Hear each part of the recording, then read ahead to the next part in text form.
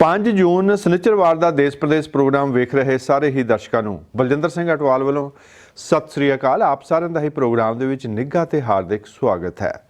जून महीने का यह हफ्ता जून 1984 के उन्होंने काले दिनों की याद ताज़ा करवाता है जदों अपने ही मुल्क दीयां फौजां तो मौके की सरकार ने सिखां दे सर्वउच्च धार्मिक स्थान दरबार साहिब अते अकाल तख्त ते टैंकां तोपां दे नाल अते गोलियां दे नाल हमला करवाया, जिस दे विच हज़ारां ही बेगुनाह शहीद हो गए।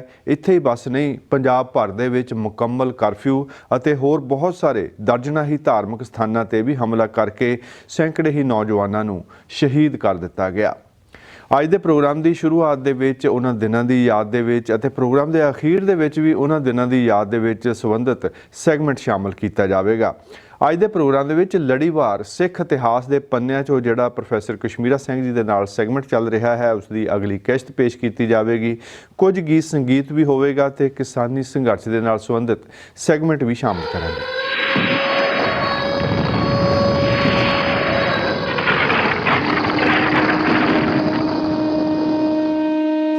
बेशक दरबार साहब उपर फौजी कार्रवाई का कम 3 जून नूं ही शुरू हो गया सी, पर असल हमला 5 जून 1984 नूं होया।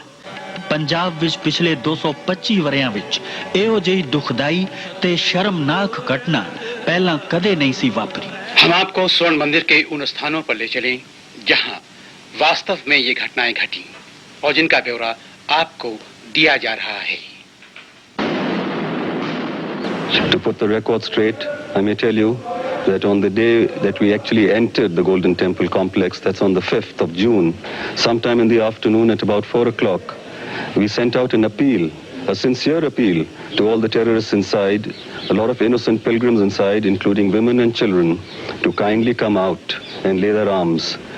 We did not want to use force against them at all. फौज गई, फर्ज उन्हां दा बनदा सी नोटिस दिंदे, बिल्कुल 1 मिनट का भी नोटिस नहीं दिता गया। ठीक है, लिखती रूप में उन्होंने कोल होना है, लेकिन उत्थे अंदर उदों पता लग्या जदों 4 तरीक नूं 4:45 बजे पहला तोप का गोला अकाल तख्त आके डिग्या। At about 10:30 at night, on the 5th of June, the battle started raging. Right at the entrance to the Golden Temple, the entire fortress was fortified. As far as the terrorists are concerned, their casualties range to about 300 to 400. Akal Takht ढेरी करता, जो मेरा अंदाजा है 7 ते 8 दे हज़ार उत्थे सिंह शहीद होए। हरमंदर साहब गुरु रामदास राम विच, गुरु नानक निवास विच और तेजा सिंह समुंदरी हाल विच। All troops were instructed that under no circumstances was any fire to be directed towards Harminder Sahib.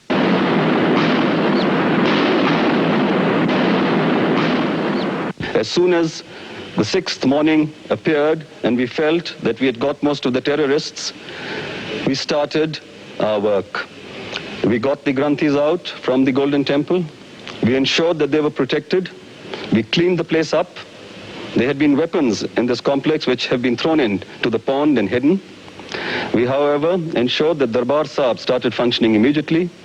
We made sure that Qurbani Sahib was recited at the earliest. 5 दिन मेरी होश अंदर 5 जून तो लेके 9 जून तक वो मर्यादा ही नहीं, अंदर प्रकाश नहीं होया। इस हमले दौरान दरबार साहब दे आसपास ते विशेष तौर ते अकाल तख्त दी तबाही बयान करन तो बाहर सी। दरबार साहिब कॉम्पलैक्स विच ही बनी सिख रेफरेंस लाइब्रेरी जला के राख कर दी गई।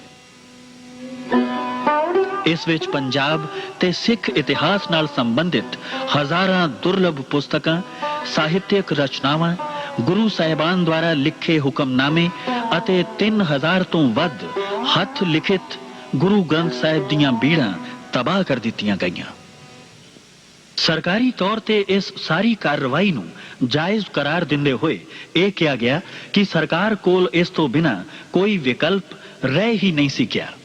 Our action was not against the Sikhs, it was not against the Sikh religion, it was not against the Golden Temple. It was against a very small, comparatively small group in which we believe there were other people too, not only Sikhs, who were desecrating the holy place. And the action was against them. ਸਰਕਾਰ ਦਾ ਨਜ਼ਰੀਆ ਸਿੱਖੀ ਨੂੰ ਖਤਮ ਕਰਨ ਦਾ ਹੈ। ਸਰਕਾਰ ਦੀ ਸਾਜ਼ਿਸ਼ ਸੀ। ਸਰਕਾਰ ਸਿੱਖਾਂ ਨੂੰ ਸਬਕ ਸਿਖਾਉਣਾ ਚਾਹੁੰਦੀ ਸੀ। ਫੌਜ ਵਿਰੋਧੀ ਦੇਸ਼ਾਂ ਨਾਲ ਲੜਦੀ ਹੈ ਔਰ ਮੈਂ ਸਮਝਣਾ ਉਹ ਸਿੱਖ ਕੌਮ ਉੱਤੇ ਜਿਹਨੇ ਦੇਸ਼ ਦੀਆਂ ਹੱਦਾਂ ਤੇ ਰਾਖੀ ਕੀਤੀ ਉਹਨੂੰ ਮਾਰਨ ਲਈ, ਉਹਦਾ ਹਰਮੰਦਰ, ਉਹਦਾ ਅਕਾਲ ਤਖਤ ਢਾਉਣ ਲਈ ਫੌਜ ਨੂੰ ਚਾੜਿਆ। ਇਹ ਦੇਸ਼ ਦੀ ਸਰਕਾਰ ਦੇ ਮੱਥੇ ਰਹਿੰਦੀ ਦੁਨੀਆ ਤੱਕ ਕਲੰਕ ਰਹੇਗਾ। I at that time warned Mrs. Gandhi before Blue Star, and she kept assuring me that there would be no question of this sending the army into the temple. She did it, and I quoted Urdu couplet in Parliament at her, which I think sums up.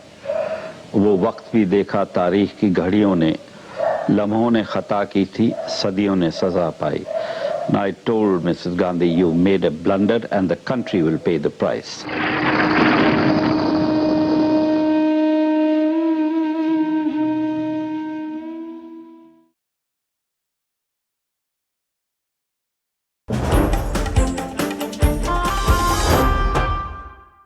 ਇਤਿਹਾਸ ਇਸ ਗੱਲ ਦਾ ਗਵਾਹ ਹੈ, ਸਿੱਖਾਂ ਨੇ ਹਮੇਸ਼ਾ ਹੀ ਮਾਨਵਤਾ ਦੇ ਭਲੇ ਦੀ ਗੱਲ ਕੀਤੀ ਹੈ।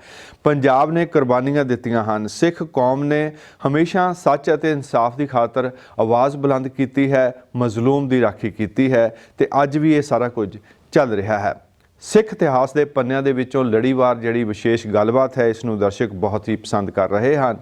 ਪ੍ਰਿੰਸੀਪਲ ਕਸ਼ਮੀਰਾ ਸਿੰਘ ਜੀ ਹਰਜਿੰਦਰ ਸਿੰਘ ਥਿੰਦ ਉਹਨਾਂ ਦੇ ਇੰਟਰਵਿਊ ਸੈਗਮੈਂਟ ਦੇ ਵਿੱਚ ਸ਼ਾਮਲ ਹੁੰਦੇ ਹਨ। ਪੇਸ਼ ਹੈ ਇਸ ਦੀ ਅਗਲੀ ਕੜੀ।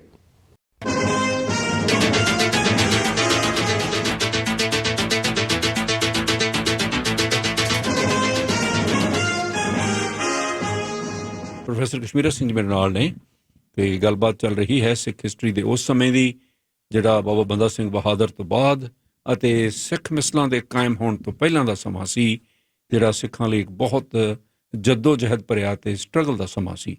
ਫਿਰ ਕੀ ਹੋਇਆ ਉਦੋਂ ਬਾਅਦ? ਫਿਰ 1731 ਦੇ ਵਿੱਚ ਆ ਕੇ ਜ਼ਕਰੀਆ ਖਾਨ ਨੇ ਉਹਨਾਂ ਨੂੰ ਕਿਹਾ ਵੀ ਐਂ ਕਰੋ, ਸੁਲ੍ਹਾ ਕਰ ਲੈਂਦੇ ਆਪਸ ਵਿੱਚ, ਤੁਸੀਂ ਰੌਲਾ ਗੋਲਾ ਬੰਦ ਕਰ ਦਿਓ, ਅਸੀਂ ਤੁਹਾਨੂੰ ਇੱਦਾਂ ਕਰ ਦਿੰਦੇ ਹਾਂ, ਇੱਕ ਜਗੀਰ ਦੇ ਦਿੰਦੇ ਹਾਂ ਜਿਹਦੀ ਆਮਦਨ ਲੱਖ ਰੁਪਈਆ ਹੋਊਗੀ ਸਾਲ ਦੀ, ਤੁਸੀਂ ਬਹਿ ਜਾਓ ਆਪਣੀ ਜਗੀਰ ਲੈ ਲਓ ਉੱਥੇ ਜਿਹਨੂੰ ਦੇਣੀ ਆ, ਬਾਕੀ ਖੇਤੀਬਾੜੀ ਕਰੋ ਤਾਂ ਰੌਲਾ ਨਾ ਪਾਓ, ਨਾਲੇ ਤੁਹਾਡੇ ਇੱਕ ਬੰਦੇ ਨੂੰ ਨਵਾਬ ਦਾ ਟਾਈਟਲ ਦੇ ਦਿੰਦੇ ਆ। ਅੱਛਾ, ਵੀ ਉਹਨੂੰ ਨਵਾਬ ਤੁਸੀਂ ਜਿਹੜਾ ਆ ਝਗੜਾ ਬੰਦ ਕਰ ਦਿਓ। ਉਹ ਕਹਿੰਦੇ ਠੀਕ ਹੈ ਜੀ। ਇਹ ਫੈਸਲਾ ਹੋ ਗਿਆ ਜੀ। ਨਵਾਬ ਦਾ ਟਾਈਟਲ ਕਪੂਰਥ ਨੂੰ ਦੇ ਦਿੱਤਾ ਗਿਆ ਜੀ। ਉਹ ਲੀਡਰ ਸੀ ਉਸ ਵੇਲੇ ਜਾ ਕੇ, ਤਾਂ ਇੱਕ 4 ਪਰਗਣਿਆਂ ਦੀ ਜ਼ਮੀਨ ਜਿਹੜੀ ਹੈ, 4 ਪਿੰਡਾਂ ਦੀ ਜ਼ਮੀਨ ਜਿਹੜੀ ਸੀ ਉਹਨਾਂ ਨੂੰ ਦਿੱਤੀ ਗਈ, ਜਿਹਦੀ ਲੱਖ ਸੀਗਾ ਵੀ ਹੁਣ ਤੁਸੀਂ ਆਰਾਮ ਨਾਲ ਬੈਠੋ ਜੀ। ਅੱਛਾ, ਉਹ ਜਿਸ ਵੇਲੇ ਇਹ ਉਹਨਾਂ ਨੂੰ ਹੋ ਗਿਆ ਜਾ ਕੇ, ਉਹ ਨਵਾਬ ਦਾ ਟਾਈਟਲ ਵੀ ਮਿਲ ਗਿਆ, ਉਹ ਹੋ ਗਿਆ। ਉਹ ਸਿੱਖਾਂ ਨੇ ਉਸ ਵੇਲੇ ਸਮਝਿਆ ਵੀ ਇਹ ਹੁਣ ਟਾਈਮ ਹੈਗਾ ਆਰਗੇਨਾਈਜੇਸ਼ਨ ਨੂੰ ਤਕੜੇ ਕਰਨ ਦਾ। ਉਹ ਹੋਰ ਤਕੜਾ ਕਰਨ ਲੱਗ ਪਿਆ ਜੀ ਆ ਕੇ। ਉਹਨੇ ਆਪਣੇ ਕੀ ਆ ਦਲ ਖਾਲਸਾ ਬਣਾ ਦਿੱਤਾ ਜੀ। ਦਲ ਖਾਲਸਾ ਇਸੇ ਟਾਈਮ 'ਚ ਬਣਿਆ। ਦਲ ਖਾਲਸਾ ਬਣਾਤਾ, ਉਹਦੇ 2 ਵਿੰਗ ਬਣਾ ਲਏ, ਇੱਕ ਬੁੱਢਾ ਦਲ, ਇੱਕ ਤੁਰਨਾ ਦਲ ਬਣਾ ਲਿਆ। ਦਲ ਖਾਲਸੇ ਦੇ ਨੇ ਇਹ ਦੋਨੇ? ਹਾਂ, ਦਲ ਖਾਲਸੇ ਦੇ 2 ਆ, ਬੁੱਢਾ ਦਲ ਤੇ ਤੁਰਨਾ ਦਲ। ਤੁਰਨਾ ਦਲ ਜਿਹੜਾ ਸੀ ਉਹ ਨੌਜਵਾਨਾਂ ਦਾ ਹੁੰਦਾ ਸੀ, ਉਹਦਾ ਕੰਮ ਹੁੰਦਾ ਸੀ ਲੜਾਈ ਲਈ ਤਿਆਰ ਕਰਨਾ, ਆਪਣੇ ਆਪ ਨੂੰ ਕਰਨੀਆਂ, ਲੜਾਈ ਕਰਨੀ ਸਿੱਖਣਾ, ਯੋਧੇ ਤਿਆਰ ਕਰਨੇ, ਭਰਤੀ ਕਰਨੀ ਪਿੰਡਾਂ ਵਿੱਚੋਂ। ਬੁੱਢਾ ਦਲ ਦਾ ਹੁੰਦਾ ਸੀ ਗੁਰਦੁਆਰਿਆਂ ਦੀ ਦੇਖਭਾਲ ਕਰਨੀ, ਪ੍ਰਚਾਰ ਕਰਨਾ ਤੇ ਮੁੰਡਿਆਂ ਨੂੰ ਤਿਆਰ ਕਰਨਾ। ਉਹ ਕਰਦੇ ਕਰਦੇ ਉਹ ਆਰਗੇਨਾਈਜੇਸ਼ਨ ਫਿਰ ਤਕੜੀ ਹੋ ਗਈ ਜੀ। ਉਹ ਜਦ ਤਕੜੀ ਹੋ ਗਈ ਆ ਕੇ ਤੇ ਉਹ ਜ਼ਕਰੀਆ ਖਾਨ ਨੇ ਇਹ ਤਾਂ ਕਿਹਾ ਵੀ ਇਹਦਾ ਕੋਈ ਫਾਇਦਾ ਨਾ ਹੋਇਆ, ਉਹਨੇ ਫਿਰ ਜਗੀਰ ਖੋਲੇ ਜੀ। ਹੁਣ ਕਹੇ ਤੁਹਾਡਾ ਟਾਈਟਲ ਟੂਟਲ ਵੀ ਕੋਈ ਨਹੀਂ ਹੈ ਤੁਹਾਡਾ, ਤਾਂ ਜਗੀਰ ਵੀ ਤੁਹਾਡੀ ਬਸ ਹੋ ਗਈ, ਤੇ ਇਹ ਨਹੀਂ ਹੋ ਗਿਆ। ਫਿਰ ਜ਼ਬਰ ਸ਼ੁਰੂ ਹੋ ਗਿਆ ਜੀ। ਫਿਰ ਉਹਨਾਂ ਤੇ ਜ਼ਬਰ ਹੁੰਦਾ ਗਿਆ ਜਾ ਕੇ ਜੀ। ਇਹ ਹੁੰਦਾ ਇਹ ਫਿਰ 1735-36 ਦੀ ਗੱਲ ਆ। ਫਿਰ ਅੱਗੇ ਆ ਜਾਂਦੇ ਆ ਜੀ। ਅੱਗੇ ਜਿਸ ਵੇਲੇ ਆਉਂਦੇ ਆ ਜੀ, ਤਾਂ ਉਸ ਵੇਲੇ ਫਿਰ ਇੱਕ ਹੋਰ ਮੁਸਲਮਾਨ ਸੀਗਾ ਜਾ ਕੇ ਜੀ, ਪੰਨਾ ਭੱਟੀ। ਉਸ ਨੇ ਤਰਥਲ ਮਚਾਇਆ ਸੀਗਾ ਰਾਵੀ ਔਰ ਜਿਹਨੂੰ ਜਿੱਦੇ ਆਪਾਂ ਹਜ਼ੂਰ ਸਾਹਿਬ ਆ, ਹਸਨ ਅਬਦਾਲ, ਇਹਦੇ ਵਿਚਾਲੇ ਦੇ ਸਾਰੇ ਇਲਾਕੇ ਦੇ ਵਿੱਚ ਉਹਨੇ ਬਹੁਤ ਜਿੱਦਾਂ ਕਹਿ ਲਓ ਉਦੋਂ ਮਚਾਇਆ ਸੀਗਾ ਉਹ ਮੁਸਲਮਾਨ। ਹਾਂਜੀ, ਉਹ ਫਿਰ ਤੁਸੀਂ ਦੇਖੋ ਇੱਥੇ ਜਿਹੜੀ ਚੀਜ਼ ਮੈਂ ਕਹਿਣਾ ਚਾਹੁੰਦਾ ਵੀ ਇਹ ਹਿੰਦੂ ਮੁਸਲਮਾਨਾਂ, ਸਿੱਖ ਮੁਸਲਮਾਨਾਂ ਦੀ ਲੜਾਈ ਨਹੀਂ ਹੈ, ਇਹ ਰਾਜ ਹਾਸਲ ਕਰਨ ਦੀ ਲੜਾਈ ਸੀ, ਰਾਜ ਸੱਤਾ ਹਾਸਲ ਕਰਨ ਦੀ। ਕਿੱਦਾਂ ਹੁਣ ਤੁਸੀਂ ਦੇਖੋ, ਉਹ ਜਿਹੜਾ ਭੱਟੀ ਸੀ, ਭੱਟੀ ਨੂੰ ਕਿਉਂਕਿ ਪਹਿਲਾਂ ਮੈਂ ਤੁਹਾਨੂੰ ਦੱਸਦਾ ਵੀ ਪੰਜਾਬੀ ਮੁਸਲਮਾਨ ਦਿੱਲੀ ਦਰਬਾਰ ਦੇ ਖਿਲਾਫ ਪਹਿਲਾਂ ਵੀ ਬਗਾਵਤਾਂ ਕਰਦਾ ਰਿਹਾ, ਬਿਲਕੁਲ ਪਹਿਲਾਂ ਵੀ ਕਰਦਾ ਰਿਹਾ। ਸੰਦਲ ਨੇ ਕੀਤੀ ਜਾ ਕੇ, ਤੇ ਉਹਦੇ ਫਰੀਦ ਨੇ ਕੀਤੀ, ਉਹਦੇ ਮੁੰਡੇ ਦੁੱਲਾ ਭੱਟੀ ਨੇ ਕੀਤੀ ਜਾ ਕੇ, ਉਸ ਵੇਲੇ ਵੀ ਬਗਾਵਤਾਂ ਕਰਦਾ ਹੈ। ਇਹ ਖਰਲ ਵੀ ਕਰਦੇ ਰਹੇ ਬਗਾਵਤ, ਜਿਹੜੇ ਸੀਗੇ ਆਪਣੇ ਮੁਸਲਮਾਨ ਦਾ ਦੂਜੇ ਜੰਜੂਆ ਟਰਾਈਬ, ਖਾਲਿਦ ਗੱਖੜ, ਇਹ ਚੰਡੇਲ, ਇਹ ਲੜਦੇ ਰਹੇ ਇਹਨਾਂ ਦੇ ਖਿਲਾਫ, ਦਿੱਲੀ ਦਰਬਾਰ ਦੇ ਖਿਲਾਫ ਲੜਦੇ। ਮੁਸਲਮਾਨ ਬਗਾਵਤਾਂ ਬਹੁਤ ਹੋਈ। ਜੇ ਇਹਦੇ ਤੇ ਕੰਮ ਕੀਤਾ ਜਾਵੇ ਨਾ ਜੀ, ਵੀ ਮੁਸਲਿਮ ਵਿਦਰੋਹ ਜਿਹੜੇ ਪੰਜਾਬੀਆਂ ਦੇ ਮੁਸਲਿਮ ਵਿਦਰੋਹ ਦਿੱਲੀ ਦੇ ਖਿਲਾਫ ਹੋਇਆ, ਬਹੁਤ ਵੱਡੇ ਚ ਨਿਕਲਣੇ, ਪਰ ਇਹ ਤੇ ਕੋਈ ਕੰਮ ਹੀ ਨਹੀਂ ਕਰਦਾ ਜੀ।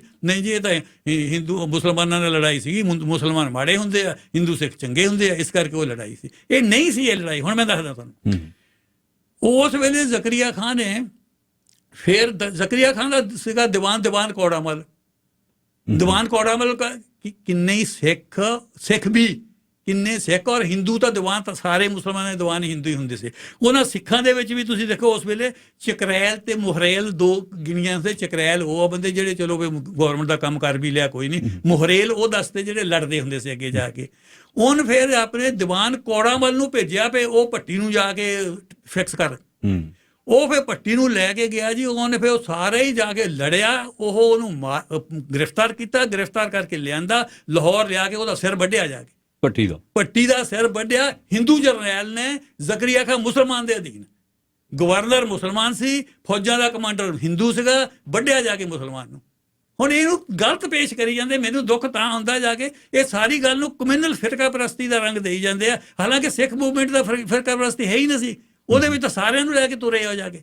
ਸਿੱਖ ਮਿਸਲਾਂ ਦੀ ਇੱਕੋ ਹੀ ਖੂਬੀ ਸੀ ਵੀ ਥਿੰਨ ਸਾਹਿਬ, ਇੱਕ ਮੈਂ ਤੁਹਾਨੂੰ ਗੱਲ ਦੱਸ ਦਿਆਂ, ਸਿੱਖ ਮਿਸਲਾਂ ਦਾ ਪੰਜਾਬ ਦੇ ਮੁਸਲਮਾਨਾਂ ਨਾਲ ਕਦੇ ਝਗੜਾ ਹੋਇਆ ਹੀ ਨਹੀਂ ਸਾਰੇ ਟਾਈਮ ਦੇ ਵਿੱਚ। ਕਿਉਂਕਿ ਮੁਸਲਮਾਨ ਜਿਹੜੇ ਪੰਜਾਬ ਦੇ ਸੀ, ਇੱਕ ਵਾਰੀ ਇਹ ਗੱਲ ਚੱਲੀ ਸੀ ਵੀ ਇਹ ਵੀ ਜਿਹੜੇ ਸੀ ਵਿਕਟਮ ਸੀਗੇ ਦਿੱਲੀ ਦੀ ਸਰਕਾਰ, ਕਿਉਂਕਿ ਉਹ ਕਿਸੇ ਹੋਰ ਮੁਸਲਮਾਨ ਜਿਹੜੇ ਅਰਬੀ ਕਿਸਮ ਦੇ ਮੁਸਲਮਾਨ ਸੀ, ਬਿਲਕੁਲ ਉਹਨਾਂ ਨੂੰ ਪ੍ਰਮੋਟ ਕਰਦੇ, ਉਹਨਾਂ ਨੂੰ ਪ੍ਰਮੋਟ। ਇਹ ਜ਼ਕਰੀਆ ਖਾਨ ਦੀ ਸਮਾਦ ਖਾਨ ਜੇ ਸਾਰੇ ਸੀ, ਪੰਜਾਬੀ ਮੁਸਲਮਾਨ ਨਹੀਂ ਹੈ, ਇਹ ਬਾਹਰੋਂ ਆਏ ਉਹ ਮੁਸਲਮਾਨ ਸੀਗੇ, ਜਾ ਕੇ ਪੰਜਾਬ ਬੜੇ ਉਹਦੇ ਉਹਨਾਂ ਨੂੰ ਦਿੱਤੇ ਜਾਂਦੇ ਸੀਗੇ ਜੀ। ਉਹ ਪੰਜਾਬੀ ਮੁਸਲਮਾਨ ਦੇ ਨਾਲ ਵੀ ਉਦਾਂ ਹੀ ਜ਼ਿਆਦਤੀ ਹੁੰਦੀ ਸੀਗੀ ਜਿੱਦਾਂ ਜਿਹੜੇ ਹੁੰਦੇ ਸੀ ਪੰਜਾਬੀਆਂ ਦੇ ਬਾਕੀ ਵਰਗਾਂ ਨਾਲ ਹੁੰਦੀ ਸੀ। ਇਹ ਮੁਸਲਮਾਨ ਹਿੰਦੂ ਸਿੱਖ ਦਾ ਰੌਲਾ ਨਹੀਂ ਸੀ। ਪਦਵੀਆਂ ਤੇ ਪੰਜਾਬ ਦੇ ਮੁਸਲਮਾਨਾਂ ਨੂੰ ਨਹੀਂ ਲਾਉਂਦੇ ਸੀ। ਫਿਰ ਆ ਗਿਆ, ਇੱਥੋਂ ਆ ਗਿਆ ਜੀ। ਇਹ ਹੁਣ ਗੱਲ ਹੈਗੀ 1738 ਦੀ, ਜਿਸ ਵੇਲੇ ਦੀਵਾਨ ਕੌੜਾਮਲ ਨੇ ਜਾ ਕੇ ਉਹ ਭੱਟੀ ਨੂੰ ਮਾਰਿਆ ਜਾ ਕੇ। ਠੀਕ। ਫਿਰ 1739 ਆ ਗਈ ਜੀ। 1739 ਦੇ ਵਿੱਚ ਨਾਦਰ ਸ਼ਾਹ ਨੇ ਹਮਲਾ ਕਰ ਦਿੱਤਾ। ਅੱਛਾ ਜੀ। ਨਾਦਰ ਸ਼ਾਹ ਇੱਕ ਜਿਹੜਾ ਸੀਗਾ, ਉਹ ਇੱਕ ਪਰਸ਼ੀਆ ਦੇ ਇਸ ਇਲਾਕੇ ਦੇ ਜਿਹੜਾ ਹੇਠਲਾ ਹਿੱਸਾ ਹੈ ਈਰਾਨ ਦਾ, ਉੱਥੋਂ ਇਕੜਾ ਆਜੜੀ ਸੀਗਾ, ਪਰ ਵੱਧ ਤਰੱਕੀ ਇੰਨੀ ਹੋ ਗਈ, ਉਹਨਾਂ ਆ ਕੇ ਜੀ ਇੱਥੇ ਹਮਲਾ ਕਰ ਦਿੱਤਾ। ਹੁਣ ਨਾਦਰ ਸ਼ਾਹ ਨੇ ਸਿੱਖਾਂ ਤੇ ਹਮਲਾ ਥੋੜਾ ਕੀਤਾ ਜੀ, ਉਹਨੇ ਮੁਸਲਮਾਨ ਰਾਜੇ ਤੇ ਹਮਲਾ ਕੀਤਾ ਅੱਗੇ ਜਾ ਕੇ, ਜਿਹੜਾ ਦਿੱਲੀ ਦਾ ਬਹਾਦਰ ਸ਼ਾਹ ਸੀਗਾ ਉੱਥੇ। ਅੱਛਾ। ਬਹਾਦਰ ਸ਼ਾਹ ਤੇ ਨਾਦਰ ਸ਼ਾਹ ਨੇ ਹਮਲਾ ਕਰਤਾ ਉਹਦੇ ਤੇ, ਔਰ ਨਾਦਰ ਸ਼ਾਹ ਨੇ ਹਮਲਾ ਕਰਤਾ। ਬੜਾ ਸੋਹਣਾ ਕੰਮ ਕੀਤਾ ਚੱਲਦਾ ਸੀ। ਜਾ ਕੇ ਉੱਥੇ ਪਤਾ ਲੱਗਾ ਜੀ ਵੀ ਨਾਦਰ ਸ਼ਾਹ ਨੂੰ ਕਿਸੇ ਨੇ ਮਾਰ ਦਿੱਤਾ। ਅੱਛਾ। ਉਹ ਦਿੱਲੀ ਵਿੱਚ ਲੋਕ ਭੜਕ ਪਏ, ਲੋਕਾਂ ਨੇ ਉਹ ਨਾਦਰ ਸ਼ਾਹ ਦੇ ਕੋਲ ਸਿਪਾਹੀ ਮਾਰ ਦਿੱਤੇ। ਨਾਦਰ ਸ਼ਾਹ ਨੂੰ ਗੁੱਸਾ ਇੰਨਾ ਆਇਆ ਜੀ, ਨਾਦਰ ਸ਼ਾਹ ਨੇ ਕਿਹਾ ਸਾਰੇ ਕਤਲਾਮ ਕਰ ਦਿਓ ਦਿੱਲੀ 'ਚ, ਮਾਰ ਦਿਓ ਸਾਰੇ। ਇੱਦਾਂ ਨਹੀਂ ਹੋਇਆ ਜਾ ਕੇ ਵੀ ਜਿਹੜੇ ਇਹ ਹਿੰਦੂ ਮਾਰ ਦਿਓ ਤਾਂ ਮੁਸਲਮਾਨ ਨਾ ਮਾਰ ਦਿਓ, ਸਾਰਿਆਂ ਨੂੰ ਲੁੱਟ ਲਟਾਈ ਕਰ ਲਓ ਜਾ ਕੇ, ਸਾਰੇ ਮਾਰ ਦਿਓ ਜਾ ਕੇ। ਨਾਦਰ ਸ਼ਾਹ ਨੇ 6 ਘੰਟੇ ਵਿੱਚ 25,000 ਬੰਦਾ ਕਤਲ ਕੀਤਾ ਦਿੱਲੀ ਦੇ ਵਿੱਚ ਉਸ ਵੇਲੇ। ਭਾਵੇਂ ਉਹ ਕੋਈ ਹੋਵੇ ਜੀ, ਉਹਦੇ ਰੌਲੇ ਇਹ ਥੋੜਾ ਉੱਥੇ ਸਿਪਾਹੀਆਂ ਨੂੰ ਸੀਗਾ ਵੀ ਇਹਦਾ ਪਹਿਲਾਂ ਚੈੱਕ ਕਰੋ ਜਾ ਕੇ ਵੀ ਕੌਣ ਸੀਗਾ ਕਿ ਨਹੀਂ, ਕਿਸੇ ਜਿਹੜਾ ਵੀ ਉਹਨਾਂ ਹੱਥੋਂ ਦਾ ਮਾਰਿਆ, ਜਿਹੜਾ ਵੀ ਲੁੱਟ ਲਓ ਜੋ। 6 ਘੰਟੇ 'ਚ 25,000 ਬੰਦਾ ਮਾਰਿਆ। ਔਰ ਫਿਰ ਜਦੋਂ ਉਹ ਇਕੱਠੇ ਹੋ ਕੇ ਬਹਾਦਰ ਸ਼ਾਹ ਨੇ ਲੋਕਾਂ ਕੋਲ ਮਿਹਨਤ ਕੀਤੀ ਵੀ ਜੋ ਚਾਹੀਦਾ ਤੁਸੀਂ ਲਓ, ਤਾਂ ਤੁਸੀਂ ਹੁਣ ਜਾ ਕੇ ਹੁਣ ਮਿਹਰ ਕਰੋ ਸਾਡੇ। ਫਿਰ ਨਾਦਰ ਸ਼ਾਹ ਨੇ ਕੋਹਿਨੂਰ ਵੀ ਲਿਆ। ਇੱਕ ਕੋਹਿਨੂਰ ਦੇ ਬਰਾਬਰ ਦਾ ਹੀਰਾ ਸੀ ਦਰਿਆਏ ਨੂਰ, ਉਹ ਵੀ ਦਿੱਲੀ ਦਾ। ਕੋਹਿਨੂਰ ਵੀ ਲਿਆ, ਦਰਿਆਏ ਨੂਰ ਵੀ ਲਿਆ, ਤਖਤ ਤਾਊਸ ਵੀ ਲਿਆ। ਤਖਤ ਤਾਊਸ ਜਿਹੜਾ ਸੀਗਾ ਉਹ ਜੜਿਆ ਮੋਤੀਆਂ ਜ਼ਹਾਰਿਆਂ ਦੇ ਨਾਲ, ਜਿਹੜਾ ਮੋਰ ਦੀ ਸ਼ਕਲ ਦਾ, ਹਾਂ ਉਹ ਸੀਗਾ। ਉਹ ਇਕੱਠਾ ਲੈ ਕੇ ਜੀ ਉਹ ਉੱਥੋਂ ਜਾ ਕੇ ਫਿਰ ਜਿਹੜਾ ਹੈਗਾ ਤੁਰ ਪਿਆ ਜਾ ਕੇ ਨਾਦਰ ਸ਼ਾਹ। ਜਦ ਬੈਕ ਗਿਆ ਨਾ ਜੀ, ਤੇ ਬੈਕ ਗਿਆ ਤਾਂ ਉਸ ਵੇਲੇ ਜਿਹੜਾ ਉਹਦਾ ਪਿਛਲਾ ਹਿੱਸਾ ਸੀਗਾ ਆਪਣੇ ਜਿਹਦੇ ਵਿੱਚ ਰਸਦ ਸੀਗੀ, ਔਰ ਦੂਜੇ ਸੇ ਉਹ ਮਿਸਰਾਂ ਲੁੱਟਣ ਲੱਗ ਪਈਆਂ ਵਿੱਚੇ ਪੰਜਾਬੀ ਮੁਸਲਮਾਨਾਂ ਦੇ ਮੁੰਡੇ, ਪੰਜਾਬੀ ਮੁਸਲਮਾਨਾਂ ਦੇ ਮੁੰਡੇ, ਹਿੰਦੂ ਮੁਸਲਮਾਨਾਂ ਦੇ ਮੁੰਡੇ, led by the Sikh leader ਸੀ ਉਹਨੇ ਜਾ ਕੇ ਉਹ ਲੁੱਟਣਾ ਸ਼ੁਰੂ ਕੀਤਾ। ਉਹ ਲੁੱਟਣਾ ਸ਼ੁਰੂ ਕੀਤਾ ਤਾਂ ਉਸ ਵੇਲੇ ਨਾਦਰ ਸ਼ਾਹ ਵੇਲੇ ਉਹਨਾਂ ਨਹੀਂ ਹੋਇਆ। ਫਿਰ ਅਹਿਮਦ ਸ਼ਾਹ ਅਬਦਾਲੀ ਵੇਲੇ ਮੈਂ ਗੱਲ ਦੱਸੂਗਾ ਇਹ ਜਾ ਕੇ। ਉਸ ਵੇਲੇ ਨਾਦਰ ਸ਼ਾਹ ਨੂੰ ਫਿਰ ਜ਼ਕਰੀਆ ਖਾਨ ਨਾਲ ਸੀ, ਜ਼ਕਰੀਆ ਖਾਨ ਨੂੰ ਇਹ ਹਰਾ ਕੇ ਨਾਲ ਹੋ ਗਿਆ ਉਹਦੇ ਜਾ ਕੇ। ਫਿਰ ਜ਼ਕਰੀਆ ਖਾਨ ਵਾਪਸ ਆਉਂਦਾ ਜੀ। ਜ਼ਕਰੀਆ ਖਾਨ ਜਿਸ ਵੇਲੇ ਆਉਂਦਾ ਤਾਂ ਇਹ ਨਾਦਰ ਸ਼ਾਹ ਉਹਨੂੰ ਕਹਿੰਦਾ, ਪੁੱਛਦਾ ਵੀ ਇਹ ਕੌਣ ਆ ਬੰਦੇ ਜਿਨ੍ਹਾਂ ਨੇ ਲੁੱਟ ਲਿਆ, ਇਹ ਲੁੱਟ ਲਿਆ ਜਾ ਕੇ ਮੇਰੇ ਕਾਫਲੇ ਨੂੰ। ਮੈਂ ਤਾਂ ਸਾਰਾ ਉੱਥੇ ਵਿੱਚੇ ਪਰਸ਼ੀਆ, ਵਿੱਚੇ ਉਹ ਇਲਾਕਾ ਅਫਗਾਨਿਸਤਾਨ ਦਾ, ਐਡਾ ਮੇਰੀ ਤਾਂ ਕਿ ਕੌਣ ਹੈ ਜਿੱਤ ਨੇ। ਉਹ ਕਹਿੰਦਾ ਇਹ ਫਕੀਰ ਕਿਸਮ ਦੇ ਆਦਮੀ ਆ, ਉਹ ਕਹਿੰਦਾ ਇਹ ਰਹਿੰਦੇ ਘਰ ਕਿੱਥੇ, ਇਹਨਾਂ ਦੇ ਘਰ ਤਬਾਹ ਕਰੋ ਕਹਿੰਦਾ। ਉਹ ਕਹਿੰਦਾ ਇਹਨਾਂ ਦੇ ਘਰ ਹੈ ਹੀ ਨਹੀਂ ਜੀ, ਇਹ ਤਾਂ ਘੋੜਿਆਂ ਦੀ ਕਾਠੀਆਂ ਤੇ ਰਹਿੰਦੇ ਆ, ਉੱਥੇ ਉਹੀ ਇਹਨਾਂ ਦੇ ਘਰ ਹੈ, ਉੱਥੇ ਸੌਂ ਲੈਂਦੇ। ਕਹਿੰਦੇ ਇਹ ਘੋੜੇ ਤੇ ਸੌਂ ਲੈਂਦੇ ਆ। ਉਹ ਫੇਰ ਪੁੱਛਣ ਲੱਗਾ ਵੀ ਉਹ ਤਬਾਹ ਕਰੋ, ਖਾਂਦੇ ਕੀ ਆ? ਉਹ ਕਹਿੰਦਾ ਖਾਂਦੇ ਕੀ ਜੀ, ਝੋਲੇ ਦੇ ਵਿੱਚ ਪਾਏ ਹੁੰਦੇ ਦਾਣੇ, ਉਹ ਚੱਬਦੇ ਰਹਿੰਦੇ ਆ। ਇਹ ਸਾਰੀ ਗੱਲ ਸੁਣਨ ਤੋਂ ਬਾਅਦ ਨਾਦਰ ਸ਼ਾਹ ਨੇ ਇੱਕ ਗੱਲ ਕਹੀ ਜ਼ਕਰੀਆ ਖਾਨ ਨੂੰ, ਕਹਿੰਦਾ ਵੀ ਵਿਜੀਲੈਂਟ, ਇਹਨਾਂ ਦਾ ਖਿਆਲ ਰੱਖੀ, ਟਾਈਮ ਦੂਰ ਨਹੀਂ ਹੈ, ਜ਼ਿਆਦਾ ਨਹੀਂ, ਤੇਰੇ ਲਈ ਬਹੁਤ ਵੱਡੀ ਪ੍ਰੋਬਲਮ ਕਰਨੀ ਹੈ ਤੇਰੇ ਰਾਜ ਦੇ ਲਈ। ਉਹ ਜਿਸ ਵੇਲੇ ਹੋ ਗਿਆ ਜੀ, they have nothing to lose, they have nothing to lose, ਇਹਨਾਂ ਦਾ ਜਿਹੜਾ ਹੈਗਾ ਇਹਨੇ ਕੇਅਰਫੁਲ, ਨਾਦਰ ਸ਼ਾਹ ਉਹਨੂੰ ਕੇਅਰਫੁਲ ਕਰ ਗਿਆ। ਉਹ ਫਿਰ ਜਦ ਨਾਦਰ ਸ਼ਾਹ ਚਲੇ ਗਿਆ ਜੀ, ਫਿਰ ਜ਼ਕਰੀਆ ਖਾਨ ਨੇ ਫਿਰ ਰੇਲਾ ਚਾੜਨਾ ਸ਼ੁਰੂ ਕੀਤਾ ਜੀ। ਫਿਰ ਸਿੱਖਾਂ ਦੇ ਸਿਰਾਂ ਦੇ ਇਨਾਮ ਜਾ ਕੇ ਫਿਰ ਮਾਰਿਆ, ਮਿਸਲਾਂ ਦੇ ਵੀ ਜਿਹੜਾ ਵੀ ਆਉਂਦਾ ਮੁਸਲਮਾਨ ਮੁੰਡਾ ਹੱਥਾਂ ਦਾ ਜਵਾਨ ਉਹ ਵੀ ਕਰੋ, ਜਿਹੜਾ ਵੀ ਕੋਈ ਗੌਰਮੈਂਟ ਦੇ ਖਿਲਾਫ ਚੱਲਦਾ ਉਹਨੂੰ। ਕਿਉਂਕਿ ਇਹ ਜਿਹੜੀ ਸਟਰਗਲ ਸੀਗੀ ਜ਼ੁਲਮ ਦੇ ਖਿਲਾਫ ਔਰ ਰਾਜ ਸੱਤਾ ਹਾਸਲ ਕਰਨ ਦੇ ਖਿਲਾਫ ਸੀ। ਫਿਰ ਰਾਜ ਕਾਇਮ ਕਰਨਾ ਸੀ, ਆਪਣਾ ਰਾਜ ਪੰਜਾਬ ਦੇ ਵਿੱਚ ਕਾਇਮ ਕਰਨਾ, ਕਿਉਂਕਿ ਕਦੇ ਹੋਇਆ ਹੀ ਨਹੀਂ ਸੀ ਕਿਸੇ ਦਾ ਪੰਜਾਬ ਦਾ ਰਾਜ ਕਦੇ। ਉਹ ਮੁਸਲਮਾਨ ਮੁੰਡਿਆਂ ਨੂੰ ਵੀ ਇਹ ਸੀਗਾ ਵੀ ਸੁਲਤਾਨੇਟ ਆਫ ਪੰਜਾਬ ਬਣੂਗੀ, ਇੱਥੇ ਕਿੰਗਡਮ ਆਫ ਪੰਜਾਬ ਬਣਨੀ ਹੈ, ਇੱਥੇ ਆਪਣਾ ਬਾਦਸ਼ਾਹ ਬਣੂਗਾ, ਆਪਣਾ ਰਾਜ ਹੋਣਾ ਕਿਤੇ ਜਾ ਕੇ। ਉਹ ਸਾਰੇ ਇਕੱਠੇ ਹੋ ਕੇ ਸਿੱਖ ਲੀਡਰ ਸੀ ਉਹਦੇ, ਇਹ 'ਚ ਕੋਈ ਸ਼ੱਕ ਵਾਲੀ ਗੱਲ ਨਹੀਂ ਵੀ ਸਾਰੀ ਲੀਡਰਸ਼ਿਪ ਮਿਸਲਾਂ ਦੀ ਸਾਰੀ ਸਿੱਖਾਂ ਦੇ ਹੱਥ ਦੇ ਵਿੱਚ ਸੀਗੀ ਜਾ ਕੇ। ਔਰ ਉਹ ਸਿੱਖੀ ਦੇ ਹਿਸਾਬ ਨਾਲ ਚਲਾਉਂਦੇ ਵੀ ਸੀ, ਪਰ ਸਿੱਖੀ ਦਾ ਹਿਸਾਬ ਹੀ ਇਹ ਸੀ ਵੀ ਸਾਰਿਆਂ ਨੂੰ ਨਾਲ ਲੈ ਕੇ ਚੱਲੋ ਜਾ ਕੇ, ਬਰਾਬਰ ਰੱਖੋ। ਅੱਛਾ, ਉਹ ਤੋਂ ਬਾਅਦ ਆਉਂਦੇ ਜੀ 1745-46 ਦੇ ਵਿੱਚ ਜ਼ਕਰੀਆ ਖਾਨ ਦੀ ਮੌਤ ਹੋ ਗਈ। ਜ਼ਕਰੀਆ ਖਾਨ ਮਰ ਗਿਆ।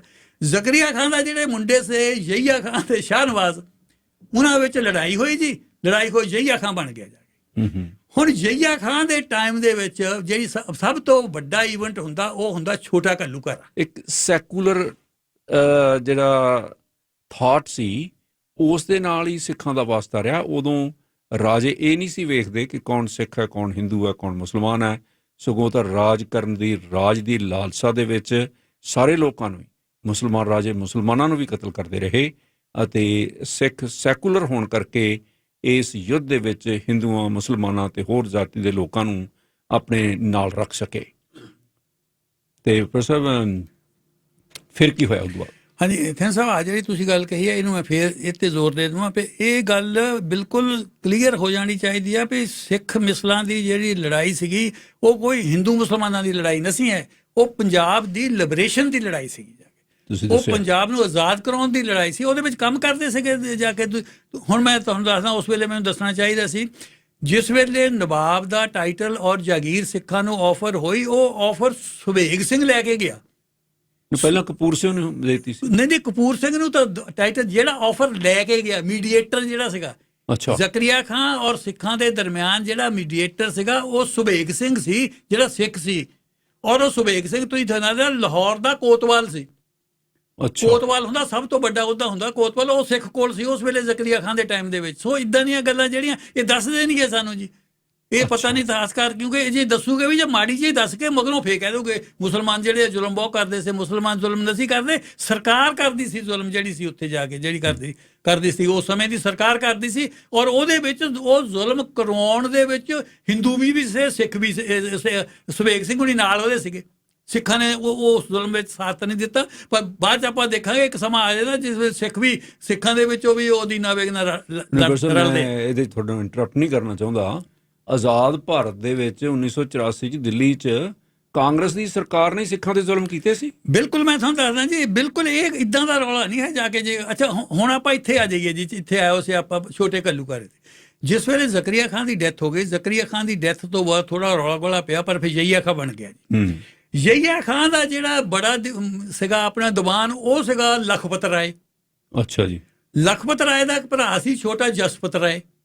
ਅੱਛਾ, ਜਸਪਤ ਰਾਏ ਦਾ ਸਿੱਖਾਂ ਦੇ ਨਾਲ ਮਿਸਲਾਂ ਨਾਲ, ਜਸਪਤ ਰਾਏ ਦਾ ਮਿਸਲਾਂ ਦੇ ਨਾਲ ਕਿਤੇ ਝਗੜਾ ਹੋ ਗਿਆ, ਉਹਦੇ ਵਿੱਚ ਜਸਪਤ ਰਾਏ ਮਾਰਿਆ ਗਿਆ। ਜਸਪਤ ਰਾਏ ਮਾਰਿਆ ਗਿਆ ਤਾਂ ਲਖਪਤ ਰਾਏ ਨੇ ਫਿਰ ਯਹੀਆ ਖਾਨ ਨੂੰ ਕਿਹਾ ਵੀ ਮੈਨੂੰ ਫੌਜ ਦੇ, ਮੈਂ ਹੁਣ ਇਹਨਾਂ ਦਾ ਸਫਾਇਆ ਕਰਨਾ। ਅੱਛਾ, ਮੇਰਾ ਭਰਾ ਮਾਰਤਾ, ਇਹਨੇ ਮੇਰਾ ਭਰਾ ਮਾਰ ਦਿੱਤਾ, ਹੁਣ ਮੈਂ ਇਹਨਾਂ ਦਾ ਸਫਾਇਆ ਕਰਨਾ। ਉਹ ਫਿਰ ਫੌਜ ਲੈ ਕੇ ਜੀ ਉਹ ਸਿੱਖਾਂ ਦੇ ਮਗਰ ਪੈ ਗਿਆ ਲਖਪਤ ਰਾਏ। ਲਖਪਤ ਰਾਏ ਕਮਾਂਡਰ ਸੀਗਾ, ਬਾਦਸ਼ਾਹ ਸੀਗਾ ਯਹੀਆ ਖਾਨ, ਪਿਆ ਉਹ ਮਿਸਲਾਂ ਦੇ ਖਿਲਾਫ। ਉਹ ਘੇਰਦਾ ਜਾ ਕੇ ਕਾਹਨੂਆਣੇ ਦੇ ਛੰਭ ਵਿੱਚ ਗੁਰਦਾਸਪੁਰ ਵਾਲ ਨੂੰ ਲੈ ਗਿਆ ਉੱਥੇ ਜੀ। ਉੱਥੇ ਉਹਨੂੰ ਘੇਰ ਲਿਆ ਜਾ ਕੇ ਸਿੱਖ ਜੀ। ਉੱਥੇ ਘੇਰਾ ਸਿੱਖ ਲਿਆ ਕਿ ਸਿੱਖ ਜਿਹੜੇ ਸੀਗੇ ਉੱਥੇ ਇਹਦੇ ਕੋਲ ਬੜੀ ਫੌਜ ਜ਼ਿਆਦਾ ਸੀ, ਸਿੱਖਾਂ ਕੋਲ ਥੋੜੇ ਸੀ ਉਸ ਵੇਲੇ ਜਾ ਕੇ ਜੀ। ਸਿੱਖਾਂ ਕੋਲ ਜਾਂ ਮਿਸਲਾਂ ਕੋਲ ਕਹਿ ਲਓ ਜਾ ਕੇ, ਮੁਸਲਮਾਨਾਂ ਦੇ ਮੁੰਡੇ ਵੀ ਸੀਗੇ ਉਹਦੇ ਵਿੱਚ ਜਾ ਕੇ। ਉਹ ਜਾ ਕੇ ਉੱਥੇ ਫਿਰ ਕਾਫੀ ਬੰਦੇ 3-4 ਹਜ਼ਾਰ ਸਿੱਖ ਮਾਰ ਦਿੱਤਾ ਜੀ। ਅੱਛਾ। ਜਾਂ ਮਿਸਲਦਾਰ ਮੇਰੇ ਵੀ ਦਿਮਾਗ ਦੇਖੋ ਨਾ ਅਜੇ ਤੇ ਬੈਠੀ ਹੋਈ ਆ ਵੀ ਉਹ ਮਿਸਲਾਂ ਸਾਰੇ ਹੀ ਸਿੱਖ ਸੀ, ਪਰ ਸਿੱਖ ਨਹੀਂ। ਉਹ ਮਿਸਲਾਂ ਦੇ ਜਿਹੜੇ ਸੀਗੇ ਸੋਲਜਰ ਉਹ ਮਾਰੇ ਗਏ ਜੀ ਕਾਫੀ ਗਿਣਤੀ ਵਿੱਚ। ਕੁਛ ਦਰਿਆ ਰਾਵੀ ਦੇ ਵਿੱਚ ਦੇਖ ਕੇ ਉਹ ਚ ਮਰ ਗਏ ਕੁਝ, ਬਾਕੀ ਉਹ ਨਹੀਂ ਫਿਰ ਦੇਖਿਆ ਵੀ ਹੁਣ ਹੋਰ ਕੋਈ ਰਸਤਾ ਨਹੀਂ ਹੈ, ਇੱਧਰ ਪਹਾੜਾਂ ਵੱਲੋਂ ਦੌੜੋ ਜੀ। ਉਹ ਫਿਰ ਛੋਟੇ ਘੱਲੂ ਘਾਰੇ ਦੇ ਵਿੱਚ ਜਿਸ ਵੇਲੇ ਲਖਪਤ ਰਾਏ ਦੀਆਂ ਫੌਜਾਂ ਨੇ ਪ੍ਰੈਸ਼ਰ ਚਾੜਿਆ ਜਾ ਕੇ ਜੀ, ਉਹ ਪਹਾੜਾਂ ਵੱਲੋਂ ਦੌੜ ਪਏ ਜੀ। ਉਹ ਜਦ ਪਹਾੜਾਂ ਵੱਲੋਂ ਦੌੜ ਪਏ ਤਾਂ ਉੱਥੋਂ ਹਿੰਦੂ ਰਾਜੇ ਪੈ ਗਏ ਉਹਨਾਂ ਨੂੰ। ਅੱਛਾ। ਤੁਸੀਂ ਦੇਖੋ ਨਾ, ਜਿਸ ਲੜਾਈ ਨੂੰ ਸਾਰਾ ਹੀ ਤੁਸੀਂ ਮੁਸਲਮਾਨਾਂ ਦੇ ਨਾਲ ਜੋੜੀ ਜਾਂਦੇ ਹੋ, ਉਹਦੇ ਵਿੱਚ ਹੁੰਦਾ ਕੀ ਆ? ਇਦਾਂ ਦੀਆਂ ਗੱਲਾਂ ਨਹੀਂ ਦੱਸਦੇ ਹੈ ਜਿਹੜੇ ਪਹਾੜੀ ਰਾਜੇ ਸੀ, ਉਹ ਪਹਾੜੀ ਰਾਜੇ, ਉਹਨਾਂ ਵਿੱਚ ਹਿੰਦੂ ਰਾਜੇ ਵੀ ਸੀਗੇ, ਉਹਨਾਂ 'ਚ ਮੁਸਲਮਾਨ ਰਾਜੇ ਸੀ। ਉਹਨੇ ਫਿਰ ਕਾਫੀ ਗਿਣਤੀ ਦੇ ਵਿੱਚ ਮਾਰੇ। ਸੋ ਛੋਟਾ ਘੱਲੂ ਘਾਰਾ ਜਿਹੜਾ ਹੈਗਾ ਇਹ ਜਹੀਆ ਖਾਂ ਦੇ ਟਾਈਮ ਦੇ ਵਿੱਚ ਹੋ ਗਿਆ। ਮੇਰਾ ਖਿਆਲ 1746 ਇੱਥੇ ਦੀ ਗੱਲ ਹੈ। ਉਹ ਫਿਰ ਦੋਹਾਂ ਭਰਾਵਾਂ ਦੇ ਵਿੱਚ ਲੜਾਈ ਵੀ ਚੱਲਦੀ ਗਈ ਜੀ, ਜਹੀਆ ਖਾਂ ਦੇ ਵਿੱਚ ਤੇ ਫਿਰ ਇਹਦੇ ਵਿੱਚ ਸ਼ਾਹਨਵਾਜ਼ ਦੇ ਵਿੱਚ। ਸ਼ਾਹਨਵਾਜ਼ ਦਾ ਇੱਕ ਸਲਾਹਕਾਰ ਸੀਗਾ ਜੀ ਅਦੀਨਾ ਬੇਗ। ਅੱਛਾ। ਅਦੀਨਾ ਬੇਗ ਜਿਹੜਾ ਸੀਗਾ ਇਹ ਬਿਲਕੁਲ ਇੱਕ ਹੰਬਲ ਘਰਾਣੇ ਦੇ ਵਿੱਚ ਰਾਈਆਂ ਦੇ ਘਰ ਇਹਦਾ ਜਨਮ ਹੋਇਆ। ਰਾਈਆਂ ਦੇ ਘਰ ਨਾਂ ਤੇ ਤਾਂ ਦੀਨਾ ਹੀ ਸੀ, ਮਗਰੋਂ ਅਦੀਨਾ ਬੇਗ ਨੇ ਰੱਖ ਲਿਆ ਆਪਣਾ ਨਾਮ। ਉਹ ਇੱਕ ਪਹਿਲਾਂ ਕਿਸੇ ਦੇ ਘਰ ਸਫਾਈਆਂ ਕਰਦਾ ਹੁੰਦਾ ਸੀ ਜੀ। ਸਫਾਈਆਂ ਕਰਦਾ ਜਾ ਕੇ ਉਹ ਉਸ ਬੰਦੇ ਨੇ ਇਹਨੂੰ ਕਿਹਾ ਵੀ ਤੂੰ ਭਰਤੀ ਹੋ ਕਿਤੇ, ਤੂੰ ਕਾਬਲ ਲਾਇਕ ਬੰਦਾ ਆ। ਭਰਤੀ ਹੋ ਗਿਆ। ਉੱਥੋਂ ਵੱਧਦਾ ਮਾਮਲਾ ਇਕੱਠਾ ਕਰਨਾ, ਪਟਵਾਰੀ ਹੋ ਗਿਆ। ਪਟਵਾਰੀ ਤੋਂ ਵੱਧਦਾ ਜਾ ਕੇ ਜੀ ਇਹ ਜਲੰਧਰ ਦੁਆਬ ਦਾ ਸੂਬੇਦਾਰ ਹੋ ਗਿਆ ਜੀ, ਇੱਥੇ ਤੱਕ ਚਲੇ ਗਿਆ। ਅੱਛਾ। ਇਹ ਫਿਰ ਉਹ ਸ਼ਾਹਨਵਾਜ਼ ਦਾ ਐਡਵਾਈਜ਼ਰ ਵੀ ਸੀਗਾ। ਇਹਨ ਫਿਰ ਕਿਹਾ ਜਾ ਕੇ ਉਹ ਦਿੱਲੀ ਵਾਲੇ ਜਿਹੜੇ ਦਿੱਲੀ ਵਾਲੇ ਸੀਗੇ ਉਹ ਸ਼ਾਹਨਵਾਜ਼ ਨੂੰ ਮਾਨਤਾ ਨਹੀਂ ਦਿੰਦੇ ਪੂਰੀ। ਅਦੀਨਾ ਬੇਗ ਨੇ ਸ਼ਾਹਨਵਾਜ਼ ਨੂੰ ਕਿਹਾ ਵੀ ਤੇਰੇ ਇੱਕੋ ਰਾਹ ਤੇਰੇ ਲਈ ਹੈਗਾ, ਤੂੰ ਜਿਹੜਾ ਕਾਬਲ ਦਾ ਬਾਦਸ਼ਾਹ ਅਬਦਾਲੀ ਆ ਉਹਨੂੰ ਸੱਦ। ਉਹਦੇ ਕੋਲ ਤਾਕਤ ਬਹੁਤ ਹੈ, ਉਹਨੇ ਸਾਰੇ ਸਿੱਧੇ ਕਰ ਦੇਣੇ ਆ। ਉਹਨੇ ਜਾ ਕੇ ਉਹਨੂੰ ਸੁਨੇਹਾ ਭੇਜ ਦਿੱਤਾ ਜੀ। ਇਨਵੀਟੇਸ਼ਨ ਦੇ ਦਿੱਤੀ ਅਬਦਾਲੀ ਨੂੰ ਕਿ ਜੇ ਤੂੰ ਆ ਕੇ ਇੱਥੇ ਹਮਲਾ ਕਰੇ ਜਾ ਕੇ, ਇੱਥੋਂ ਜਾ ਕੇ ਤੂੰ ਇੱਥੋਂ ਆ ਕੇ ਸੂਬੇਦਾਰੀ ਪੰਜਾਬ ਦੀ ਸਾਨੂੰ ਦੇ ਦੇ, ਤੂੰ ਦਿੱਲੀ ਦਾ ਰਾਜ ਲੈ ਲੈ ਸਾਰਾ। ਦਿੱਲੀ ਦੇ ਬਾਦਸ਼ਾਹ 'ਚ ਖਤਮ ਹੋਇਆ ਕੰਮ। ਹੁਣ ਉਹ ਜਿਹੜਾ ਅਬਦਾਲੀ ਸੀਗਾ ਉਹ ਥਿੰਦ ਸਾਹਿਬ ਉਹਦਾ ਉਸ ਵੇਲੇ 18 ਸਾਲਾਂ ਦਾ ਹੀ ਸੀਗਾ। ਨਾਦਰ ਸ਼ਾਹ ਦੇ ਨਾਲ ਆਇਆ ਸੀ ਉਹ। ਅੱਛਾ। ਹਾਂ, ਜਦ ਨਾਦਰ ਸ਼ਾਹ ਦਾ ਹਮਲਾ ਹੋਇਆ ਉਹ ਅਬਦਾਲੀ ਉਹਦੇ ਨਾਲ ਸੀ। 18 ਸਾਲਾਂ ਦਾ ਜਵਾਨ ਸੀਗਾ, ਪਰ ਉਹ ਸਾਰਾ ਅਬਜ਼ਰਵ ਕਰ ਗਿਆ ਵੀ ਇਹ ਖੋਖਲਾ ਹੋਇਆ ਕੰਮ ਇਹਨਾਂ ਦੇ ਕੋਲ। ਕਿਉਂਕਿ ਜਿਹੜਾ ਬਹਾਦਰ ਸ਼ਾਹ ਰੰਗੀਲਾ, ਜਿਹਨੂੰ ਆਪਾਂ ਇੱਕ ਵਾਰ ਗੱਲ ਲਗਾ, ਬਹਾਦਰ ਸ਼ਾਹ ਰੰਗੀਲੇ ਨੇ 26 ਸਾਲ ਰਾਜ ਕੀਤਾ, ਇੱਕ ਵਾਰ ਵੀ ਪੰਜਾਬ ਨਹੀਂ ਆਇਆ। ਇੰਨਾ ਇਗਨੋਰ ਕਰਦੇ ਸੀ, ਫੀਮ ਖਾ ਕੇ ਬੈਠ ਰਹਿੰਦਾ ਠੀਕ ਕਰਕੇ। ਉਹ ਕੋਕੀ ਬੇਗਮ ਤਾਂ ਹੋਰ ਜਿਹੜੇ ਵੀ ਸੀ। ਐਨੀਵੇ ਉਹ ਜਿਸ ਵੇਲੇ ਉੱਥੋਂ ਅਹਿਮਦ ਸ਼ਾਹ ਤੁਰ ਪਿਆ ਜਾ ਕੇ, ਉਹ ਦਿੱਲੀ ਵਾਲੇ ਨੂੰ ਪਤਾ ਲੱਗ ਗਿਆ ਵੀ ਹੁਣ ਇਹਨੂੰ ਸਾਨੂੰ ਛੱਡਣਾ ਨਹੀਂ। ਉਹ ਦਿੱਲੀ ਵਾਲੇ ਨੇ ਉਹਨਾਂ ਨੂੰ ਮਾਨਤਾ ਦੇ ਦਿੱਤੀ ਸ਼ਾਹਨਵਾਜ਼ ਨੂੰ। ਅੱਛਾ। ਚੱਲ ਵੀ ਠੀਕ ਹੈ, ਤੂੰ ਇੱਥੇ ਦਾ ਬਾਦਸ਼ਾਹ। ਜਿਸ ਵੇਲੇ ਉਹਨੂੰ ਮਾਨਤਾ ਦੇ ਦਿੱਤੀ, ਉਹਨੇ ਕਿਹਾ ਵੀ ਹੁਣ ਅਬਦਾਲੀ ਦੀ ਕੀ ਲੋੜ ਹੈ ਜੀ। ਉਹ ਜਾ ਕੇ ਉਹ ਅਬਦਾਲੀ ਨੂੰ ਨੋ ਕਹਿਤੀ। ਅਬਦਾਲੀ ਜਿਸ ਵੇਲੇ ਆ ਗਿਆ ਫੌਜਾਂ ਲੈ ਕੇ, ਉਹ ਅਬਦਾਲੀ ਦੇ ਖਿਲਾਫ ਖੜ ਗਿਆ ਜੀ। ਉਹ ਜਦ ਖਿਲਾਫ ਖੜ ਗਿਆ ਤਾਂ ਅਬਦਾਲੀ ਨੂੰ ਆਇਆ। ਅਬਦਾਲੀ ਨੇ ਫਿਰ ਉਹ ਆ ਕੇ ਉਹਦੀ ਤਬਾਹੀ ਕੀਤੀ, ਜਾ ਕੇ ਲੁੱਟ ਮਾਰ ਕਰਕੇ ਸਾਰਾ ਲਾਹੌਰ ਲੁੱਟ ਕੇ ਭੰਨ ਕੇ ਸਿੱਟ ਕੇ ਗਾਹਾਂ ਨੂੰ ਤੁਰ ਪਿਆ ਜਾ ਕੇ ਦਿੱਲੀ ਨੂੰ। ਅੱਗੇ ਜਿਸ ਵੇਲੇ ਉਹ ਦਿੱਲੀ ਨੂੰ ਚੱਲਦੇ ਆ, ਸਰਹੰਦ ਕੋਲ ਆਉਂਦੇ ਆ ਜੀ, ਤੇ ਸਰਹੰਦ ਦੇ ਕੋਲ ਉਹ ਫਿਰ ਦਿੱਲੀ ਦੀਆਂ ਫੌਜਾਂ ਆ ਜਾਂਦੀਆਂ ਅਹਿਮਦ ਸ਼ਾਹ ਦੀਆਂ।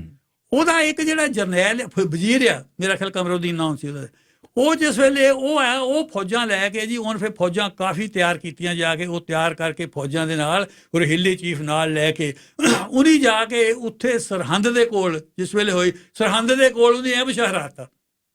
ਅੱਛਾ। ਅਬਦਾਲੀ ਉੱਥੇ ਅਹਿਮਦ ਸ਼ਾਹ ਹਰਾ ਦਿੱਤਾ ਜਾ ਕੇ। ਅਹਿਮਦ ਸ਼ਾਹ ਹਰਾ ਕੇ ਤੇ ਅਹਿਮਦ ਸ਼ਾਹ ਪਿੱਛੇ ਮੁੜ ਗਿਆ ਜਾ ਕੇ ਜੀ। ਅਬਦਾਲੀ ਜਿਹੜਾ ਹਾਰ ਗਿਆ।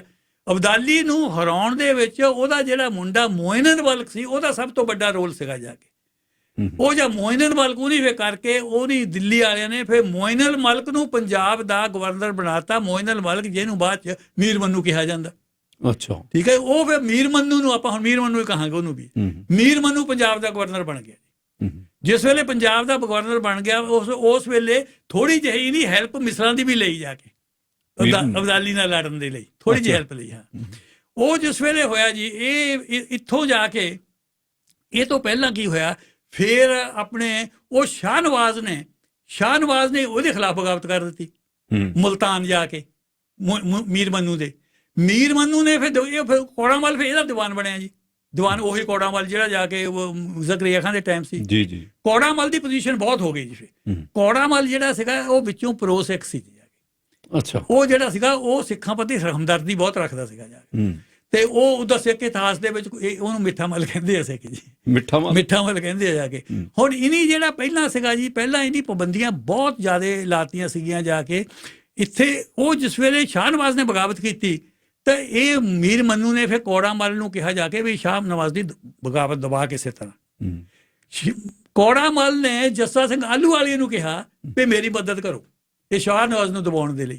ਅੱਛਾ, ਹਾਂ, ਮਿਸਾਲ ਜੱਸਾ ਸਿੰਘ ਆਹਲੂਵਾਲੀਆ ਨੂੰ ਕਿਹਾ। ਜੱਸਾ ਸਿੰਘ ਆਹਲੂਵਾਲੀਆ 10,000 ਫੌਜ ਲੈ ਕੇ ਕੌੜੇ ਮੱਲ ਦੇ ਨਾਲ ਉਹਨੂੰ ਸ਼ਾਹ ਨਵਾਜ਼ ਨੂੰ ਦਬਾਉਣ ਲੈ ਗਏ ਜਾ ਕੇ। ਵਾਹ, ਹੁਣ ਦੇਖੋ ਇੱਥੇ ਧਰਮ ਦਾ ਕੀ ਇੱਥੇ ਧਰਮ ਦਾ ਕੀ ਤਾਲੁਕ ਹੈ। ਤਾਂ ਹੀ ਮੈਂ ਕਹਿੰਦਾ ਵੀ ਹਿਸਟਰੀ ਦੇ ਫੈਕਟਸ ਦੇਖੋ, ਉੱਦਾਂ ਹੀ ਨਾ ਮੰਨੀ ਜਾਓ ਜਾ ਕੇ ਵੀ ਮੁਸਲਮਾਨਾਂ ਸਿੱਖਾਂ ਹਿੰਦੂਆਂ ਦੀ ਲੜਾਈ ਸੀਗੀ। ਫੈਕਟਸ ਦੇਖੋ, ਕੌੜਾ ਮੱਲ ਸਿੱਖ ਮਿਸਲਾਂ ਦੇ ਜੱਸਾ ਸਿੰਘ ਆਹਲੂਵਾਲੀਆ ਦੀ 10,000 ਫੌਜ ਨਾਲ ਲੈ ਕੇ ਸ਼ਾਹ ਨਵਾਜ਼ ਨੂੰ ਮੀਰ ਮੰਨੂ ਦੀ ਖਾਤਰ ਲੜਨ ਗਿਆ, ਮੁਲਤਾਨ ਜਾ ਕੇ ਹਰਾਇਆ ਉਹਨੂੰ। ਕਿਆ ਬਾਤ। ਉਹਨੂੰ ਹਰਾਇਆ ਤਾਂ ਉਹ ਦਿੱਲੀ ਨੂੰ ਦੌੜ ਗਿਆ ਜੀ ਅੱਗੇ। ਉਹ ਫਿਰ ਆ ਗਿਆ। ਉਹ ਜਿਸ ਵੇਲੇ ਉੱਥੋਂ ਫਿਰ ਵਿਹਲੇ ਹੋਏ, ਉਹ ਸਿੱਖਾਂ ਨੇ ਫਿਰ 1748 ਦੇ ਵਿੱਚ ਫਿਰ ਆਪਣੇ ਆਪ ਨੂੰ ਆਰਗੇਨਾਈਜ਼ ਕੀਤਾ ਜੀ। ਫਿਰ ਇਹ ਉਸ ਵੇਲੇ ਤੱਕ ਸਿੱਖਾਂ ਦੇ 65 ਜਥੇ ਬਣ ਗਏ ਸੀ। ਕੋਈ ਛੋਟੇ ਜਥੇ ਜਿਹੜੇ ਆਪਣੇ ਏਰੀਏ ਦੇ ਵਿੱਚ ਕੁਛ ਲੁੱਟਮਾਰ ਕਰਦੇ ਸੀ, ਖਜ਼ਾਨਾ ਲੁੱਟ ਲਿਆ ਜਾਂ ਗੌਰਮੈਂਟ ਲੁੱਟ ਲਿਆ ਜਾਂ ਜਗੀਰਦਾਰੀ ਆ, ਉਹ ਉਸ ਮੁਜ਼ਾਹਰੇ ਸਾਰੇ ਕੀਤੇ ਹੋਏ ਆਜ਼ਾਦ ਹੋਏਗਾ। ਇਹ ਸਾਰੇ ਇਹਨਾਂ ਦੀ ਫੋਲੋਇੰਗ ਸੀ, ਉਹ ਮੁਜ਼ਾਹਰਿਆਂ ਦੀ ਜ਼ਿਆਦਾ ਫੋਲੋਇੰਗ ਸੀ। ਮੁਜ਼ਾਹਰਿਆਂ ਨੇ ਹਾਂ, ਸਿੱਖ ਮੁਜ਼ਾਹਰੇ, ਮੁਸਲਮਾਨ ਮੁਜ਼ਾਹਰੇ, ਹਿੰਦੂ ਮੁਜ਼ਾਹਰੇ, ਉਹ ਸਾਰੇ ਹੀ ਸਿੱਖ ਮਿਸਲਾਂ ਦੇ ਹੇਠਾਂ ਆਏ। ਸਿੱਖਾਂ ਨੇ ਸਾਰਾ ਪੰਜਾਬ ਆਰਗੇਨਾਈਜ਼ ਕੀਤਾ। ਫਿਰ ਸਿੱਖ ਮਿਸਲਾਂ ਨੇ ਸਾਰੇ ਪੰਜਾਬ ਦੀ ਅਗਵਾਈ ਕੀਤੀ। ਉਸ ਵੇਲੇ ਇਕੱਲੇ ਸਿੱਖਾਂ ਦੀ ਅਗਵਾਈ ਨਹੀਂ ਕੀਤੀ, ਉਹਨੇ ਸਾਰੇ ਪੰਜਾਬ ਦੀ ਕੀਤੀ। ਸਿੰਘ ਸਾਹਿਬ, ਸਿੱਖ ਮਿਸਲਾਂ ਦੇ ਜਿੱਤਣ ਦਾ ਬੜਾ ਕਾਰਨ ਇਹੀ ਆ ਵੀ ਉਹਨੇ ਇਸ ਜੰਗ ਨੂੰ ਧਰਮ ਯੁੱਧ ਬਣਨ ਹੀ ਨਹੀਂ ਦਿੱਤਾ। ਉਹਨੇ ਇਹਨੂੰ ਲੋਕ ਯੁੱਧ ਰੱਖਿਆ ਜਾ ਕੇ ਵੀ ਇਹ ਲੋਕਾਂ ਦਾ ਯੁੱਧ ਹੈ, ਧਰਮ ਯੁੱਧ ਹੈ ਨਹੀਂ ਜਾ ਕੇ। ਔਰ ਤੁਸੀਂ ਦੇਖੋ ਈਵਨ ਬੰਦੇ ਦੇ ਟਾਈਮ ਦੇ ਵਿੱਚ ਫਰਖਸਿਆਰ ਨੇ 2-3 ਵਾਰ ਕੋਸ਼ਿਸ਼ ਕੀਤੀ ਇਹਨੂੰ ਜਹਾਦੀ ਰੰਗ ਦੇਣ ਦੀ, ਉਹਨੇ ਨਹੀਂ ਲੈਣ ਦਿੱਤਾ। ਜਹਾਦੀ ਰੰਗ ਬਣਾਉਣਾ ਹੀ ਨਹੀਂ ਦਿੱਤਾ। ਉਹਨੇ ਕਿਹਾ ਨਹੀਂ ਜੀ, ਇਹ ਜਹਾਦੀ ਰੰਗ ਨਹੀਂ, ਇਹ ਤਾਂ ਮਜ਼ਾਰਿਆਂ ਦੀ ਲੜਾਈ ਹੈ, ਇਹ ਤਾਂ ਦੂਈ ਲੜਾਈ ਹੈ। ਉਹ ਚਾਹੁੰਦੇ ਸੀ ਵੀ ਗੌਰਮੈਂਟ ਨੇ ਯੂਜ਼ ਕਰਨਾ ਚਾਹਿਆ ਰਿਲੀਜਨ ਨੂੰ, ਅਸੀਂ ਰਿਲੀਜਨ ਨੂੰ ਯੂਜ਼ ਕਰੀਏ। ਔਰ ਗਾਹੇ ਬਗਾਹੇ ਉਹਨੇ ਕੋਸ਼ਿਸ਼ ਕੀਤੀ ਵੀ ਇਹ ਜਾ ਕੇ ਵੀ ਇਹ ਸਿੱਖ ਹੈ, ਇਹਨਾਂ ਨੂੰ ਮਾਰਨ ਦੀ ਕੋਸ਼ਿਸ਼ ਕੀਤੀ ਦਿੱਲੀ ਦੀ। ਹਾਂ, ਪਰ ਮਿਸਲਾਂ ਨੇ ਨਹੀਂ ਹੋਣ ਦਿੱਤੀ। ਮਿਸਲਾਂ ਨੇ ਇਹਨੂੰ ਪੰਜਾਬੀਆਂ ਦੀ ਲੜਾਈ ਔਰ ਕਿਸਾਨੀ ਯੁੱਧ ਹੀ ਰੱਖਿਆ। ਉਸ ਲੈਵਲ ਤੇ ਰੱਖਦੇ ਤਾਂ ਹੀ ਉਹ ਸਫਲ ਹੋਏ। ਨਹੀਂ, ਬਹੁਤ ਥੋੜੀ ਗਿਣਤੀ ਦੇ ਵਿੱਚ ਬਹੁਤ ਵੱਡੇ ਸੂਬੇ ਨੂੰ ਆਜ਼ਾਦ ਕਰਾਉਣ ਦੇ ਵਿੱਚ ਉਹਦਾ ਰੀਜ਼ਨ ਇਹੀ ਸੀ ਵੀ ਉਹ ਪੰਜਾਬੀਆਂ ਦੀ ਸਾਂਝੀ ਲੜਾਈ ਸਿੱਖਾਂ ਨੇ ਲੜੀ ਹੈ।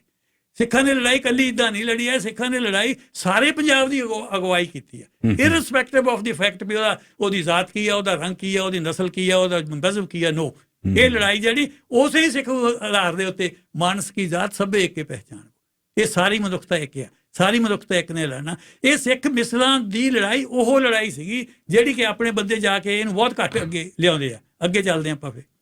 ਆਪਣੇ ਕੋਲੇ ਹੁਣ ਪ੍ਰੋਗਰਾਮ ਤਕਰੀਬਨ ਸੰਪੰਨ ਹੋਣ ਵਾਲਾ। ਹਾਂਜੀ, ਪਰ 1748 ਤੱਕ ਜ਼ਰੂਰ ਕੰਪਲੀਟ ਕਰਕੇ ਜਾਓ ਜਿੱਥੇ ਮਿਸਲਾਂ ਦਾ ਆਗਾਜ਼ ਹੋ ਜਾਂਦਾ। ਹਾਂਜੀ ਸਿੰਘ ਸਾਹਿਬ, ਇੱਕ ਜਿੱਦਾਂ ਮੈਂ ਪਹਿਲਾਂ ਕਿਹਾ ਸੀ, ਉਹ ਮੈਂ ਉਸ ਗੱਲ ਨੂੰ ਮੈਂ ਫੇਰ ਦੁਹਰਾਉਣਾ ਚਾਹੁੰਦਾ ਵੀ ਜਦ ਤੱਕ ਅਸੀਂ ਸਿੱਖੀਜ਼ਮ ਦਾ ਜਿਹੜਾ ਇਨਸਾਨੀਅਤ ਦਾ ਪਾਰਟ ਆ ਉਹਨੂੰ ਨਹੀਂ ਸਮਝਣਾ, ਉਨੀ ਦੇਰ ਤੱਕ ਇਹ ਮੂਵਮੈਂਟ ਸਮਝ ਨਹੀਂ ਆਉਣੀ ਹੈ। ਉਨੀ ਦੇਰ ਤੱਕ ਸਮਝ ਨਹੀਂ ਆਉਣੀ। ਇਹ ਜੇ ਅਸੀਂ ਉਹਨੂੰ ਸਮਝ ਜਾਵਾਂਗੇ ਵੀ ਸਿੱਖੀਜ਼ਮ ਦੇ ਵਿੱਚ ਸਿੱਖਾਂ ਨੇ ਧਰਮ ਦੇ ਆਧਾਰ ਦੇ ਉੱਤੇ ਕਿਸੇ ਨੂੰ ਅੱਜ ਤੱਕ ਨਹੀਂ ਮਾਰਿਆ। ਔਰ ਸਿੱਖਾਂ ਦੇ ਇੱਕ ਹੋਰ ਗੱਲ ਸੁਣ ਲਓ ਤੁਸੀਂ ਆ ਕੇ, ਸਾਰੀ ਸਿੱਖ ਮੂਵਮੈਂਟ ਦੇ ਵਿੱਚ ਕਿਤੇ ਵੀ ਜ਼ਬਰਦਸਤੀ ਕਿਸੇ ਦਾ ਧਰਮ ਨਹੀਂ ਬਦਲਾਇਆ ਗਿਆ। ਨਾ ਜੀ, ਅੱਜ ਵੀ ਫਿਰ ਗੁਰਦੁਆਰਿਆਂ 'ਚ ਨਮਾਜ਼ ਪੜ੍ਹਨ ਲਈ ਸਿੱਖ ਹੀ ਮੁਸਲਮਾਨਾਂ ਨੂੰ ਕਹਿੰਦੇ ਤੁਸੀਂ ਇੱਥੇ ਕੋਈ ਨਮਾਜ਼ ਵੀ ਪੜ੍ਹ ਸਕਦੇ। ਠੀਕ। ਸੋ ਮੈਂ ਜੋ ਕਹਿਣਾ ਚਾਹੁੰਦਾ ਵੀ ਇਹਨੂੰ ਧਰਮ ਦਾ ਨਾ ਰੰਗ ਦਿੱਤਾ ਜਾਵੇ, ਕਿਉਂਕਿ ਸਿੱਖ ਮਿਸਲਾਂ ਨੇ ਧਰਮ ਦਾ ਰੰਗ ਨਹੀਂ ਇਹਨੂੰ ਦਿੱਤਾ। ਬੰਦੇ ਬਹਾਦਰ ਨੇ ਵੀ ਧਰਮ ਦਾ ਰੰਗ ਨਹੀਂ ਦਿੱਤਾ। ਇਹ ਲੋਕ ਯੁੱਧ ਸੀ ਉਸ ਵੇਲੇ ਪੰਜਾਬ ਦੇ ਵਿੱਚ ਚੱਲਦਾ। ਸਾਰੇ ਪੰਜਾਬੀਆਂ ਦਾ ਇੱਕ ਸਾਂਝੀ ਲੜਾਈ ਸੀ ਜਿਹੜੀ ਜ਼ੁਲਮ ਦੇ ਖਿਲਾਫ ਸੀ, ਜਿਹੜਾ ਇੱਕ ਇਨਸਾਫ ਪਸੰਦ ਰਾਜ ਇੱਥੇ ਕਾਇਮ ਕਰਨ ਦੀ ਗੱਲ ਹੋਈ, ਜਿਹੜਾ ਕਿ ਰਾਜ ਹੋਇਆ ਬਾਅਦ ਦੇ ਵਿੱਚ ਕਾਇਮ ਕਰਨ। ਠੀਕ ਹੈ ਨਾ। ਇਹ ਪੰਜਾਬੀਆਂ ਦਾ ਜਿਹੜਾ ਆਪਣਾ ਰਾਜ ਧਰਮ ਨਿਰਪੱਖਤਾ ਵਾਲਾ ਔਰ ਹਿਊਮਨ ਰਾਈਟਸ ਵਾਲਾ ਰਾਜ ਦੀ ਸਥਾਪਨਾ ਦੀ ਅਸੀਂ ਗੱਲ ਕਰ ਰਹੇ ਹਾਂ। ਇਹ ਧਾਰਮਿਕ ਲੜਾਈ ਨਹੀਂ ਹੈ। ਹੁਣ ਮੇਰੀ ਸਮਝ ਨਹੀਂ ਆਉਂਦੀ ਸਿੰਘ ਸਾਹਿਬ, ਜਾ ਕੇ ਪਤਾ ਨਹੀਂ ਕਿਉਂ ਨਫ਼ਰਤ ਖਿਲਾਰਦੇ ਇੱਕ ਦੂਜੇ ਨਾਲ, ਮੁਸਲਮਾਨਾਂ ਪ੍ਰਤੀ, ਦੂਜਿਆਂ ਪ੍ਰਤੀ ਨਫ਼ਰਤ ਕਿਉਂ ਖਿਲਾਰਦੇ ਆ, ਜਦ ਕਿ ਕਮਿਊਨਿਟੀਆਂ ਦੇ ਵਿੱਚ ਤਾਂ ਏਕਤਾ ਬਹੁਤ ਰਹੀ ਹੈ। ਸਾਂਝੀਆਂ ਪੰਜਾਬ ਨੇ ਮੰਗਾਂ ਲੜੀਆਂ ਜਾ ਕੇ। ਮੈਂ ਅੱਗੇ ਪਹਿਲਾਂ ਗੱਲ ਕਹਿ ਚੁੱਕਾ ਜਾ ਕੇ ਵੀ ਦਿੱਲੀ ਦੇ ਖਿਲਾਫ ਮੁਸਲਮਾਨਾਂ ਨੇ ਬਹੁਤ ਸੰਘਰਸ਼ ਕੀਤੇ ਆ ਪੰਜਾਬ ਦੇ ਵਿੱਚ, ਉਹ ਅੱਗੇ ਆਉਣੇ ਚਾਹੀਦੇ ਆ। ਦੁੱਲਾ ਭੱਟੀ ਐਵੇਂ ਤੋੜ ਮਾਰ ਦਿੱਤਾ ਸੀ ਉਹਨੂੰ, ਇੱਕ ਧਾੜਵੀ ਜਿਹਾ ਕਹਿ ਕੇ ਕਰ ਰਿਹਾ, ਉਹ ਬਕਾਇਦਾ ਬਗਾਵਤ ਸੀ ਉਹ ਦਿੱਲੀ ਦੀ ਸਰਕਾਰ ਦੇ ਖਿਲਾਫ ਪੰਜਾਬ ਦੇ ਇੱਕ ਯੋਧੇ ਦੀ ਜਾ ਕੇ, ਕਿਉਂਕਿ ਉਹ ਪੰਜਾਬੀ ਮੁਸਲਮਾਨ ਸੀ, ਪੰਜਾਬੀ ਮੁਸਲਮਾਨ ਉਹ ਵਿਤਕਰਾ ਮਹਿਸੂਸ ਕਰਦੇ ਸੀ। ਉਹ ਮਹਿਸੂਸ ਕਰਦੇ ਸੀ ਵਿਤਕਰਾ ਜਾ ਕੇ, ਜਿੱਦਾਂ ਤੁਸੀਂ ਵੀ ਹੁਣ ਕਹਿ ਕੇ ਹਟੇ ਆ, ਆਪਾਂ ਪਿਛਲੀ ਵਾਰ ਵੀ ਕੀਤੀ ਸੀ ਕਿ ਪੰਜਾਬੀ ਮੁਸਲਮਾਨ ਇਗਨੋਰ ਹੁੰਦੇ ਰਹੇ ਆ ਦਿੱਲੀ ਸਰਕਾਰ ਵੱਲੋਂ। ਦਿੱਲੀ ਦੇ ਵਿੱਚ ਜਿਹੜੇ ਉਧਰਲੇ ਮੁਸਲਮਾਨ ਆਉਂਦੇ ਸੀ ਉਹ ਰਾਜ ਕਰਦੇ ਸੀ, ਇਹਨਾਂ ਤੋਂ ਛੋਟ ਮੋਟੀਆਂ ਨੌਕਰੀਆਂ ਜਿਹੜੀਆਂ ਪਟਵਾਰੀ ਲਾਤੇ, ਦੂਜੇ ਲਾਤੇ, ਐ ਨੌਕਰੀਆਂ ਲੱਗਦੀਆਂ ਸੀਗੀਆਂ ਜਾ ਕੇ, ਉਹ ਵਿਤਕਰਾ ਮਹਿਸੂਸ ਕਰਦੇ ਸੀ। ਉਹ ਵਿਤਕਰਾ ਜਿਹੜਾ ਅਸੀਂ ਜਦ ਹੁਣ ਬਾਅਦ ਦੇ ਵਿੱਚ ਗੱਲ ਕਰਾਂਗੇ ਮੀਰ ਮੰਨੂ ਦੇ ਟਾਈਮ ਵਿੱਚ ਔਰ ਅਹਿਮਦ ਸ਼ਾਹ ਅਬਦਾਲੀ ਦੇ ਹਮਲਿਆਂ ਦੀ ਗੱਲ ਕਰਾਂਗੇ, ਉਸ ਵੇਲੇ ਫਿਰ ਮੈਂ ਇਹ ਦੱਸੂਗਾ ਵੀ ਵਿਤਕਰਾ ਕਿੱਦਾਂ ਹੋਇਆ ਔਰ ਕਿੱਦਾਂ ਉਹਨੂੰ ਫਿਰ ਸਾਂਝੇ ਤੌਰ ਤੇ ਸਾਰੇ ਪੰਜਾਬੀਆਂ ਨੇ ਲੜਿਆ ਜਾ ਕੇ। ਹਿੰਦੂ ਮੁਸਲਮਾਨ ਸਿੱਖਾਂ ਨੇ ਸਾਂਝੀ ਲੜਾਈ ਲੱਗੀ ਪੰਜਾਬ ਦੀ ਲਿਬਰੇਸ਼ਨ ਦੇ ਲਈ, ਔਰ ਫਿਰ ਪਹਿਲੀ ਵਾਰ ਔਰ ਆਖਰੀ ਵਾਰ ਹਿਸਟਰੀ ਦੇ ਵਿੱਚ ਸਲਤਨਤ ਤੇ ਪੰਜਾਬ ਕਾਇਮ ਹੋਈ ਜਾ ਕੇ। ਕਿੰਗਡਮ ਆਫ ਪੰਜਾਬ ਇੱਕ ਵਾਰੇ ਹੋਈ ਹੈ ਹਿਸਟਰੀ ਦੇ ਵਿੱਚ ਕਾਇਮ। ਅੱਜ ਇਹ ਆਪਾਂ ਅਗਲੇ ਪ੍ਰੋਗਰਾਮ 'ਚ ਕਰਾਂਗੇ, ਅਗਲੇ 'ਚ ਕਰ ਲਾਂਗੇ। ਥੈਂਕ ਯੂ, ਤੁਸੀਂ ਬਹੁਤ ਮਿਹਰਬਾਨੀ। ਅਸੀਂ ਪ੍ਰਿੰਸੀਪਲ ਕਸ਼ਮੀਰਾ ਸਿੰਘ ਜੀ ਦੇ ਅਤੀ ਧੰਨਵਾਦੀ ਹਾਂ, ਜਿਹੜੇ ਕਿ ਬਹੁਤ ਹੀ ਵਡਮੁੱਲੀ ਜਾਣਕਾਰੀ ਸਿੱਖ ਇਤਿਹਾਸ ਦੇ ਪੰਨਿਆਂ ਦੇ ਵਿੱਚੋਂ ਲੈ ਕੇ ਆਉਂਦੇ ਹਨ, ਕਿਉਂਕਿ ਪ੍ਰੋਫੈਸਰ ਸਾਹਿਬ ਇਸ ਜਾਣਕਾਰੀ ਦਾ ਖਜ਼ਾਨਾ ਹਨ ਤੇ ਇਹ ਜਾਣਕਾਰੀ ਲੋਕਾਂ ਤੱਕ, ਦੁਨੀਆ ਤੱਕ ਪਹੁੰਚਣੀ ਚਾਹੀਦੀ ਹੈ। ਇਸ ਨੂੰ ਵਿਚਾਰਨਾ ਵੀ ਬਹੁਤ ਜ਼ਰੂਰੀ ਹੈ। ਸਾਡੀ ਕੋਸ਼ਿਸ਼ ਰਹੇਗੀ ਕਿ ਇਸ ਸੈਗਮੈਂਟ ਨੂੰ ਲੜੀਵਾਰ ਅੱਗੇ ਵੀ ਤੋਰਿਆ ਜਾਵੇ।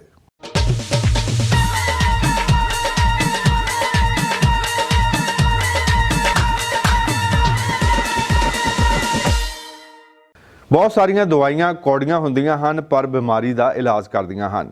ਕੁਨੀਨ ਜਾਂ ਫਿਰ ਜਿਹਨੂੰ ਆਪਾਂ ਕੁਨੈਨ ਕਹਿ ਦੇਈਦਾ ਹੈ, ਬਹੁਤ ਹੀ ਕੌੜੀ ਹੁੰਦੀ ਹੈ। ਜਿਹੜੇ ਲੋਕ ਇਸ ਨੂੰ ਨਹੀਂ ਖਾ ਸਕਦੇ ਉਹਨਾਂ ਦੇ ਵਾਸਤੇ, ਖਾਸ ਤੌਰ ਤੇ ਬੱਚਿਆਂ ਦੇ ਵਾਸਤੇ, ਇਸ ਨੂੰ ਸ਼ੂਗਰ ਕੋਟਿੰਗ ਵਾਲੀ, ਮਿੱਠੇ ਵਾਲੀ ਕੋਟਿੰਗ ਵਾਲੀ ਗੋਲੀ ਬਣਾ ਕੇ ਵੀ ਦੇ ਦਿੱਤਾ ਜਾਂਦਾ ਹੈ ਤੇ ਫਿਰ ਉਹ ਖਾ ਲਈ ਜਾਂਦੀ ਹੈ।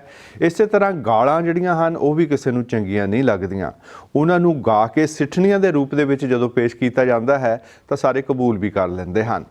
ਇਸੇ ਤਰ੍ਹਾਂ ਸੱਚ ਜਿਹੜਾ ਹੈ ਉਹ ਕੌੜਾ ਹੁੰਦਾ ਹੈ, ਸਾਰਿਆਂ ਨੂੰ ਹਾਜ਼ਮ ਨਹੀਂ ਹੁੰਦਾ। ਸੱਚੀਆਂ ਗੱਲਾਂ ਕਹਿਣ ਦੇ ਵਾਸਤੇ ਜਿਹੜੇ ਲੋਕ ਤੱਥ ਹਨ, ਸਿਆਣਿਆਂ ਦੀਆਂ ਕਹੀਆਂ ਹੋਈਆਂ ਗੱਲਾਂ ਹਨ, ਉਹਨਾਂ ਨੂੰ ਗੀਤਕਾਰ ਫਿਰ ਗੀਤ ਦੇ ਰੂਪ ਦੇ ਵਿੱਚ ਲਿਖਦੇ ਹਨ ਤੇ ਗਾਉਣ ਵਾਲੇ ਗਾ ਕੇ ਸੁਣਾਉਂਦੇ ਹਨ ਤਾਂ ਫਿਰ ਉਹ ਸਾਰੇ ਸੁਣ ਲੈਂਦੇ ਹਨ। ਆਓ ਫਿਰ ਕੁਝ ਲੋਕ ਤੱਥ ਗੀਤ ਦੇ ਰੂਪ ਦੇ ਵਿੱਚ ਸੁਣਦੇ ਹਾਂ। ਸਿਆਣਿਆਂ ਦੀਆਂ ਕਹੀਆਂ ਹੋਈਆਂ ਗੱਲਾਂ ਨੂੰ ਗੁਰਵਿੰਦਰ ਬਰਾੜ ਨੇ ਕਿਵੇਂ ਕਲਮਬੱਧ ਕੀਤਾ ਹੈ ਤੇ ਉਹ ਅਤੇ ਉਹਨਾਂ ਦੇ ਸਾਥੀ। ਸਾਡੇ ਬਹੁਤ ਸਾਰੇ ਦਰਸ਼ਕਾਂ ਦਾ ਗਿਲਾ ਹੈ ਕਿ ਅੱਜ ਕੱਲ੍ਹ ਦੇਸ਼ ਪ੍ਰਦੇਸ਼ ਪ੍ਰੋਗਰਾਮ ਦੇ ਵਿੱਚ ਗੀਤ ਸੰਗੀਤ ਬਹੁਤ ਘੱਟ ਹੁੰਦਾ ਹੈ। ਆਮ ਤੌਰ ਤੇ ਉਹ ਮਿਊਜ਼ਿਕ ਵੀਡੀਓਜ਼ YouTube ਤੇ ਪੋਸਟ ਹੁੰਦੀਆਂ ਹਨ। ਜਦੋਂ ਅਸੀਂ ਉਹਨਾਂ ਨੂੰ ਪ੍ਰੋਗਰਾਮ ਦੇ ਵਿੱਚ ਸ਼ਾਮਲ ਕਰਦੇ ਹਾਂ, ਟੈਲੀਵਿਜ਼ਨ ਦੇ ਉੱਤੇ ਤਾਂ ਦਰਸ਼ਕ ਵੇਖ ਲੈਂਦੇ ਹਨ, ਪਰ ਪ੍ਰੋਗਰਾਮ YouTube ਤੇ ਵੀ ਜਾਂਦਾ ਹੈ। ਉਸ ਵੇਲੇ ਫਿਰ ਸਾਨੂੰ ਉਹ ਗੀਤ ਪ੍ਰੋਗਰਾਮ ਦੇ ਵਿੱਚੋਂ ਐਡਿਟ ਕਰਕੇ ਕੱਟਣੇ ਪੈਂਦੇ ਹਨ। ਲਓ ਫਿਰ ਲੱਗਦੇ ਹੱਥ ਇੱਕ ਹੋਰ ਗੀਤ ਜਿਹੜੇ ਟੈਲੀਵਿਜ਼ਨ ਤੇ ਪ੍ਰੋਗਰਾਮ ਵੇਖ ਰਹੇ ਹਨ ਉਹਨਾਂ ਦਰਸ਼ਕਾਂ ਦੇ ਵਾਸਤੇ ਪੇਸ਼ ਕਰਦੇ ਹਾਂ। ਇਸ ਦੇ ਵਿੱਚ ਵੀ ਝੂਠੇ, ਮਕਾਰ, ਠੱਗ ਲੋਕਾਂ ਦੀ ਸਤਾਈ ਹੋਈ ਇਨਸਾਨੀਅਤ ਕਿਵੇਂ ਦਾਤਾ ਦੇ ਅੱਗੇ ਫਰਿਆਦ ਕਰਦੀ ਹੈ। ਪੇਸ਼ ਕਰ ਰਹੇ ਹਨ ਸੁਰਿੰਦਰ ਛਿੰਦਾ ਜੀ। ਦਾਤਾ ਸੁਣ ਲੈ ਅਰਜ਼ ਮੇਰੀ, ਐ ਬਾਬਾ ਸੁਣ ਲੈ ਅਰਜ਼ ਮੇਰੀ, ਦਾਤਾ ਸੁਣ ਲੈ ਅਰਜ਼ ਮੇਰੀ।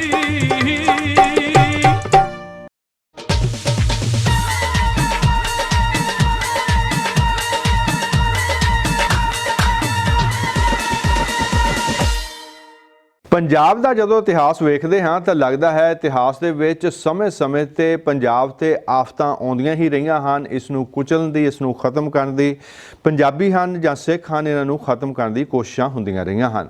ਇਸ ਦੀ ਵਜ੍ਹਾ ਕੀ ਹੈ? ਉਹੀ ਹਮੇਸ਼ਾ ਅੱਖਾਂ ਦੇ ਵਿੱਚ ਰੜਕਦੇ ਹੁੰਦੇ ਆ ਜਿਨ੍ਹਾਂ ਦੇ ਕੋਲ ਕੁਝ ਹੋਵੇ। ਪੰਜਾਬ ਦੇ ਕੋਲ, ਪੰਜਾਬੀਆਂ ਦੇ ਕੋਲ, ਸਿੱਖਾਂ ਦੇ ਕੋਲ ਜੋ ਕਦਰਾਂ ਕੀਮਤਾਂ ਹਨ, ਜੋ ਅਣਖ ਹੈ, ਜੋ ਬਹਾਦਰੀ ਹੈ, ਜੋ ਇਹ ਮਿਹਨਤਕਸ਼ ਲੋਕ ਹਨ, ਇਹ ਬਰਦਾਸ਼ਤ ਨਹੀਂ ਹੁੰਦੇ ਉਹਨਾਂ ਭ੍ਰਿਸ਼ਟ ਲੋਕਾਂ ਤੋਂ ਜਿਹੜੇ ਕਿ ਸਾਰਿਆਂ ਨੂੰ ਗੁਲਾਮ ਬਣਾ ਕੇ ਰੱਖਣਾ ਚਾਹੁੰਦੇ ਹਨ ਤੇ ਉਹਨਾਂ ਦੇ ਹੱਕਾਂ ਨੂੰ ਮਾਰਨਾ ਚਾਹੁੰਦੇ ਹਨ। ਪੰਜਾਬ ਦੇ ਉੱਤੇ ਪਹਿਲਾਂ ਤੋਂ ਹਮਲੇ ਹੁੰਦੇ ਰਹੇ, ਜਿਹੜੇ ਵੀ ਭਾਰਤ ਦੇ ਉੱਤੇ ਹਮਲੇ ਹੋਏ ਦਰਅਸਲ ਪੰਜਾਬ ਦੀ ਧਰਤੀ ਦੇ ਰਾਹੀਂ ਹੀ ਹਮਲਾਵਰ ਆਉਂਦਾ ਸੀ, ਇਸ ਕਰਕੇ ਪੰਜਾਬ ਹਿੱਕ ਡਾ ਕੇ ਖੜ ਜਾਂਦਾ ਸੀ। ਚਲੋ ਦੂਰ ਕੀ ਜਾਣਾ, ਜਦੋਂ ਆਜ਼ਾਦੀ ਦੀ ਗੱਲ ਕਰਦੇ ਹਾਂ ਤਾਂ ਪੰਜਾਬ ਨੇ ਸਭ ਤੋਂ ਵੱਧ ਕੁਰਬਾਨੀਆਂ ਦਿੱਤੀਆਂ, ਸਿੱਖਾਂ ਨੇ ਸਭ ਤੋਂ ਵੱਧ ਕੁਰਬਾਨੀਆਂ ਦਿੱਤੀਆਂ ਔਰ ਪੰਜਾਬ ਦਾ ਹੀ ਸਭ ਤੋਂ ਵੱਧ ਨੁਕਸਾਨ ਹੋਇਆ 47 ਦੇ ਵਿੱਚ। ਪੰਜਾਬ ਦੁਫਾੜ ਹੋਇਆ, ਫਿਰ ਪੰਜਾਬ ਦੇ ਉਸ ਤੋਂ ਬਾਅਦ ਜਿਹੜਾ ਅੱਧਾ ਪੰਜਾਬ ਸੀ ਉਸ ਦੇ ਫਿਰ 3 ਹਿੱਸੇ ਹੋ ਗਏ। ਖੈਰ ਫਿਰ 84 ਦੇਖ ਲਓ, 84 ਦੇ ਵਿੱਚ ਵੀ ਇਸ ਕੌਮ ਦੀ ਨਸਲਕੁਸ਼ੀ ਕਰਨ ਦੀ ਕੋਸ਼ਿਸ਼ ਕੀਤੀ ਗਈ ਔਰ ਇੱਥੇ ਹੀ ਬਸ ਨਹੀਂ, ਅੱਜ ਫਿਰ ਜਦੋਂ ਇਸ ਦੇ ਹੱਕਾਂ ਨੂੰ ਲਤਾੜਿਆ ਜਾ ਰਿਹਾ ਹੈ, ਪੰਜਾਬ ਦੀ ਰੀੜ੍ਹ ਦੀ ਹੱਡੀ ਹੈ ਕਿਸਾਨੀ, ਔਰ ਕਿਸਾਨਾਂ ਦੀ ਜਿਹੜੀ ਹੁਣ ਇਸ ਵੇਲੇ ਨੈਸ਼ਨਲ ਸੰਘਰਸ਼ ਚੱਲ ਰਿਹਾ ਹੈ, ਸਾਰਾ ਮੁਲਕ ਦੇ ਜਿਹੜੇ ਕਿਸਾਨ ਹਨ ਭਾਵੇਂ ਇਸ ਦੇ ਵਿੱਚ ਇਕਜੁੱਟ ਹਨ, ਪਰ ਇਹ ਆਵਾਜ਼ ਪੰਜਾਬ ਤੋਂ ਹੀ ਉੱਠੀ। ਇਸ ਦੇ ਵੀ ਕਈ ਜਿਹੜੇ ਪੋਜ਼ਿਟਿਵ ਰਿਜ਼ਲਟ ਆਏ ਹਨ। ਹਰਿਆਣਾ, ਰਾਜਸਥਾਨ ਜਾਂ ਯੂਪੀ ਆਸੋ ਵਿੱਚੀ ਸੂਬਿਆਂ ਨੂੰ ਵੀ ਲੜਾ ਕੇ ਜਿਹੜੀ ਰਾਜਨੀਤੀ ਕੀਤੀ ਜਾਂਦੀ ਸੀ, ਗੰਦੀ ਰਾਜਨੀਤੀ, ਉਸ ਤੋਂ ਵੀ ਲੋਕ ਜਾਗਰੂਕ ਹੋਏ ਹਨ ਅਤੇ ਕਿਸਾਨੀ ਝੰਡੇ ਦੇ ਥੱਲੇ ਇਹ ਸੂਬੇ ਵੀ ਇਕੱਠੇ ਹੋ ਗਏ ਹਨ। ਭਾਈਚਾਰਕ ਸਾਂਝ ਬਹੁਤ ਵਧੀ ਹੈ ਅਤੇ ਅੱਜ 6 ਮਹੀਨੇ ਤੋਂ ਵੀ ਵੱਧ ਦਾ ਸਮਾਂ ਹੋ ਗਿਆ ਹੈ। ਇਹ ਕਿਸਾਨ ਅਡੋਲ ਹਨ। ਇਹ ਵੱਖਰੀ ਗੱਲ ਹੈ ਕਿ ਅਜੇ ਅੱਖਾਂ ਤੇ ਪੱਟੀ ਬੰਨੀ ਹੋਈ ਹੈ, ਕੰਨਾਂ ਨੂੰ ਲਪੇਟਿਆ ਹੋਇਆ ਹੈ ਇਸ ਬੋਲੀ ਸਰਕਾਰ ਨੇ।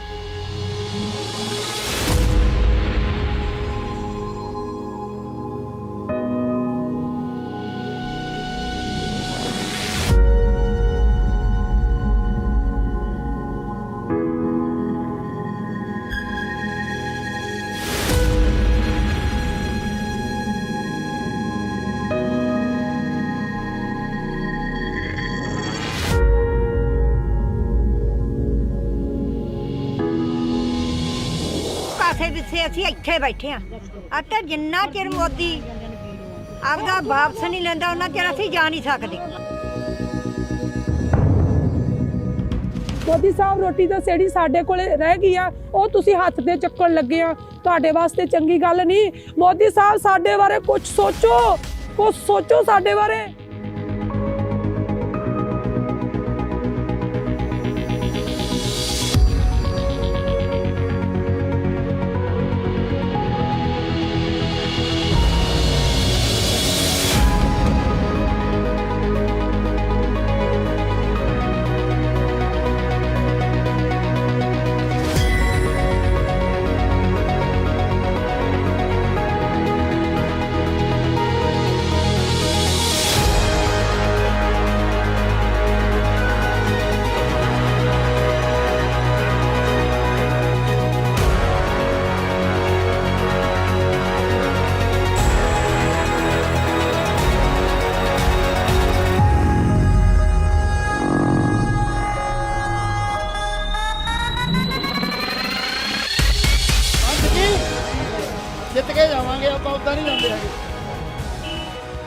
It takes confidence and a high sense of self to accept that one is wrong.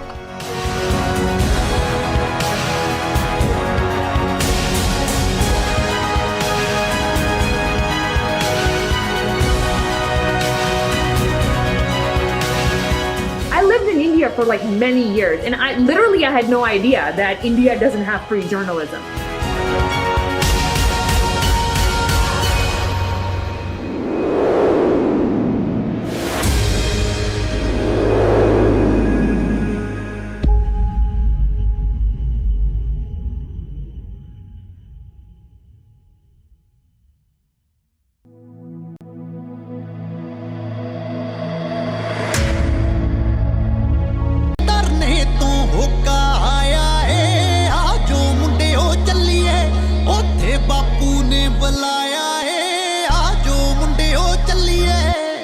ਕਿਸਾਨੀ ਸੰਘਰਸ਼ ਦੇ ਸਾਰੇ ਹੀ ਸੰਘਰਸ਼ਕਾਰੀਆਂ ਦੇ ਵਾਸਤੇ ਸਾਡੀਆਂ ਬਹੁਤ-ਬਹੁਤ ਸ਼ੁਭ ਇਸ਼ਾਵਾਂ ਹਨ, ਪਰ ਢੀਠ ਪੁਣੇ ਦੀਆਂ ਹੱਦਾਂ ਟੱਪ ਚੁੱਕੀ ਹੈ ਸਰਕਾਰ। ਬੋਲੀ ਸਰਕਾਰ, ਅੰਨੀ ਸਰਕਾਰ ਜਿਹੜੀ ਕਿ ਜਾਣਬੁੱਝ ਕੇ ਬਣੀ ਹੋਈ ਹੈ, ਉਸ ਦੀ ਜਿੰਨੀ ਵੀ ਨਿਖੇਧੀ ਕੀਤੀ ਜਾਵੇ ਓਨੀ ਹੀ ਘੱਟ ਹੈ।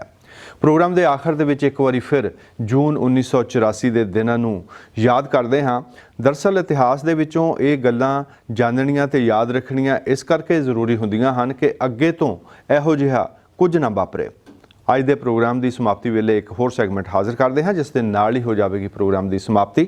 ਬਲਜਿੰਦਰ ਸਿੰਘ ਅਟਵਾਲ ਨੂੰ ਅਗਲੇ ਹਫ਼ਤੇ ਤੱਕ ਇੱਥੇ ਹੀ ਇਜਾਜ਼ਤ ਦਿਓ। ਸਤਿ ਸ੍ਰੀ ਅਕਾਲ। ਇਸ ਵਾਰ ਭਾਰਤ ਦੀ ਸਰਕਾਰ ਸਿੱਖ ਕੌਮ ਨੂੰ ਅਜਿਹਾ ਸਬਕ ਸਿਖਾਉਣਾ ਚਾਹੁੰਦੀ ਸੀ ਕਿ ਉਹ ਮੁੜ ਸਿਰ ਚੁੱਕਣ ਦੀ ਜੁਰਅਤ ਨਾ ਕਰਨ। ਉਹਨਾਂ ਨੇ ਪੰਜਾਬ ਦੇ ਵਿੱਚ ਸਿੱਖ ਫਾਰਮਰਸ ਨੂੰ ਖਤਮ ਕਰਨਾ ਸੀ, ਪੰਜਾਬ ਦੀ ਇਕਨੋਮੀ ਨੂੰ ਡਿਸਟਰੋਏ ਕਰਨਾ ਸੀ, ਕਿਉਂਕਿ ਸਾਡੀ ਜਿਹੜੀ ਇਕਨੋਮੀ ਹੈ ਐਗਰੀਕਲਚਰ ਬੇਸਡ ਇਕਨੋਮੀ ਹੈ। ਜੇਕਰ ਵੇਖਦੇ ਹੋ ਕਿਸੇ ਕੌਮ ਨੂੰ ਖਤਮ ਕਰਨ ਦੇ ਵਿੱਚ ਤੇ ਇਹੀ ਜਿਹੜੇ ਉਹਦੇ ਆਰਥਿਕ ਸਰੋਤਾਂ ਦਾ ਲੱਕ ਤੋੜਿਆ ਜਾਂਦਾ ਹੈ। ਉਹ ਤੁਸੀਂ ਆਜ਼ਾਦੀ ਤੋਂ ਪਹਿਲਾਂ ਵੀ ਵੇਖ ਲਓ ਤੇ ਬਾਅਦ 'ਚ ਹੀ ਵੇਖ ਲਓ, ਪੰਜਾਬ ਦੇ ਆਰਥਿਕ ਸਰੋਤਾਂ ਦਾ ਲੱਕ ਹਮੇਸ਼ਾ ਤੋੜਿਆ ਜਾਂਦਾ ਰਿਹਾ। ਉਹ ਸਾਰੀ ਚੀਜ਼ ਨੂੰ ਡਾਇਵਰਟ ਕਰਨ ਦੇ ਲਈ ਇੱਕ ਕੰਪਲਸ਼ਨ ਬਣ ਗਈ ਇੰਦਰਾ ਗਾਂਧੀ ਦੀ ਕਿ ਇਹ ਸਾਰੇ ਮਸਲੇ ਨੂੰ ਲਾ ਐਂਡ ਆਰਡਰ 'ਚ ਕਨਵਰਟ ਕਰ ਦਿਓ। ਤੋ ਉਸ ਪ੍ਰੋਬਲਮ ਨੂੰ ਕਨਸਟੀਟਿਊਸ਼ਨਲ ਪ੍ਰੋਬਲਮ ਨੂੰ ਡਾਇਵਰਟ ਕਰ ਦਿੱਤਾ into a law and order problem.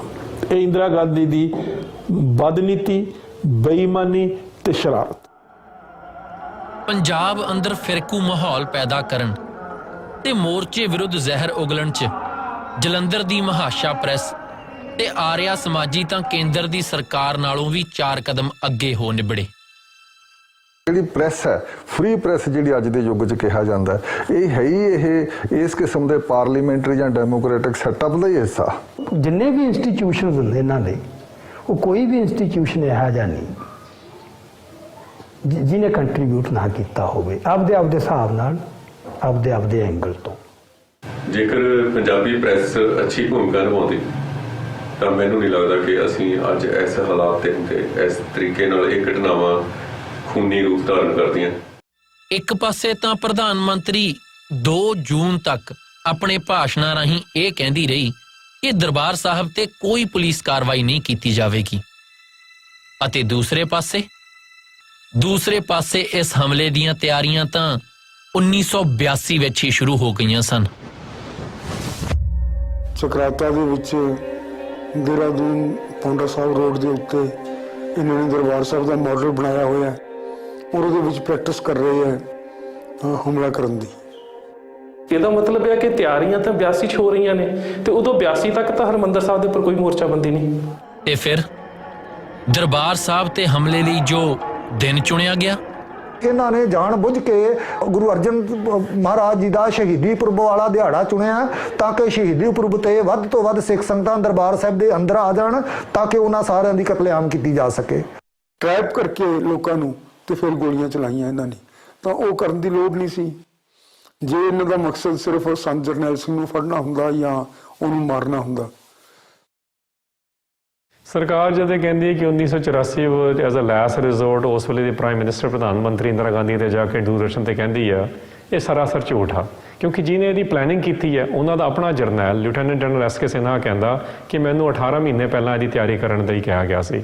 ਉਹ ਤਾਂ ਇੱਥੇ ਤੱਕ ਕਹਿੰਦਾ ਮੈਂ ਤਿਆਰੀ ਵੀ ਕਰ ਲਈ ਸੀ ਤੇ ਮੈਂ personal as a citizen of India ਵੀ ਮੈਂ ਕਿਹਾ ਕਿ ਇਹ ਪੋਲੀਟੀਕਲ ਮਾਮਲਾ ਹੈਗਾ, ਮੈਨੂੰ ਦੱਸੋ, ਮੈਂ ਇਹਦੀ ਮੀਡੀਏਸ਼ਨ ਕਰਾਉਣ ਲਈ ਤਿਆਰ ਹਾਂ as a citizen of India. ਉਹ ਵੀ ਗੱਲ ਠੁਕਰਾ ਦਿੱਤੀ ਪੀਐਮਓ ਆਫਿਸ ਨੇ। ਇਹਨਾਂ ਨੇ ਇੱਕ ਯੂਨੀ ਸੈਂਟਰਲ ਸੁਸਾਇਟੀ ਬਣਾਉਣੀ ਹੈ। ਸੋ ਬੇਸਿਕ ਤਾਂ ਇਹ ਗੱਲ ਹੈ। ਕਿਉਂਕਿ ਗੁਰੂ ਨਾਨਕ ਸਾਹਿਬ ਦੇ ਸਿਸਟਮ ਨੇ, ਰੈਵੋਲੂਸ਼ਨ ਨੇ ਇਨਕਲਾਬ ਲਿਆਤਾ ਸੀ ਸਾਊਥ ਏਸ਼ੀਆ ਦੀ ਧਰਤੀ ਤੇ ਉਹ ਸਿਰਫ ਇਹ ਆਈਡੀਆ ਨਹੀਂ ਸੀ, ਇਹ ਇੰਪਲੀਮੈਂਟੇਬਲ ਆਈਡੀਆ ਸੀ ਜਿਹੜੇ ਖਾਲਸੇ ਨੇ ਕਰਾਇਆ। ਜਿਹੜੀ ਸਟੇਟ ਦੀ ਅਨਲਿਮਿਟਿਡ ਪਾਵਰ ਹੈ, ਲੋਕਾਂ ਨੂੰ ਮਾਰ ਦਿਓ, ਖਤਮ ਕਰ ਦਿਓ, ਸਿੱਖਾਂ ਨੇ ਉਸ ਨੂੰ ਅਪੋਜ਼ ਕੀਤਾ। ਇਸ ਵਾਸਤੇ ਉਹਨਾਂ ਨੇ ਇੱਕ ਵੱਡਾ ਹਊਆ ਸਿੱਖਾਂ ਦਾ ਖੜਾ ਕੀਤਾ। ਸੋ ਇਹ ਜਿਹੜਾ ਝੂਠ ਵਾਰ-ਵਾਰ ਦੁਹਰਾਇਆ ਜਾਂਦਾ, ਉਹਨਾਂ ਦੇ ਆਪਣੇ ਡਾਕੂਮੈਂਟਸ ਦੇ ਮੁਤਾਬਕ ਤੇ ਉਹਨਾਂ ਦੇ ਆਪਣੇ ਪਲੈਨਰਸ ਦੇ ਮੁਤਾਬਕ ਜਿੰਨੇ ਵੀ ਸਾਡੇ ਕੋਲ ਤੱਥ ਨੇ, ਫੈਕਟਸ ਨੇ, ਇਹ ਲੋਕਤੰਤਰ ਦੇ ਕੇਂਦਰ ਦੀ ਗੱਲ ਹੀ ਨਹੀਂ ਰਹਿ ਜਾਂਦੀ। ਕਿਉਂਕਿ ਲੋਕਤੰਤਰ ਦੇ ਕੇਂਦਰ ਉਸ ਵੇਲੇ ਸੈਮਾ ਡਿਕਟੇਟਰਸ਼ਿਪ ਫਾਰਮ ਵਿੱਚ ਬਾਹਰ ਆ ਚੁੱਕੇ ਸੀ ਤੇ ਉਹਨਾਂ ਦਾ ਜਰਨਲਿਸਟ ਨੂੰ ਬਾਹਰ ਕੱਢ ਦੇਣਾ ਪੂਰੇ ਪੰਜਾਬ 'ਚੋਂ। ਸੋ ਕੌਣ ਲੁਕਾ ਰਿਹਾ ਕਿਹੜੀ ਗੱਲ ਨੂੰ, ਬੜਾ ਜ਼ਾਹਿਰ ਹੈਗਾ। So we objected to this, and he said, you've got to go for your safety. So I argued with him. I said, look, if it's for our safety we've got to go, we should go in the daytime because it's dark now and it'll be unsafe. Of course, why I was actually arguing that was because if we went in the daytime, we might hope to see something.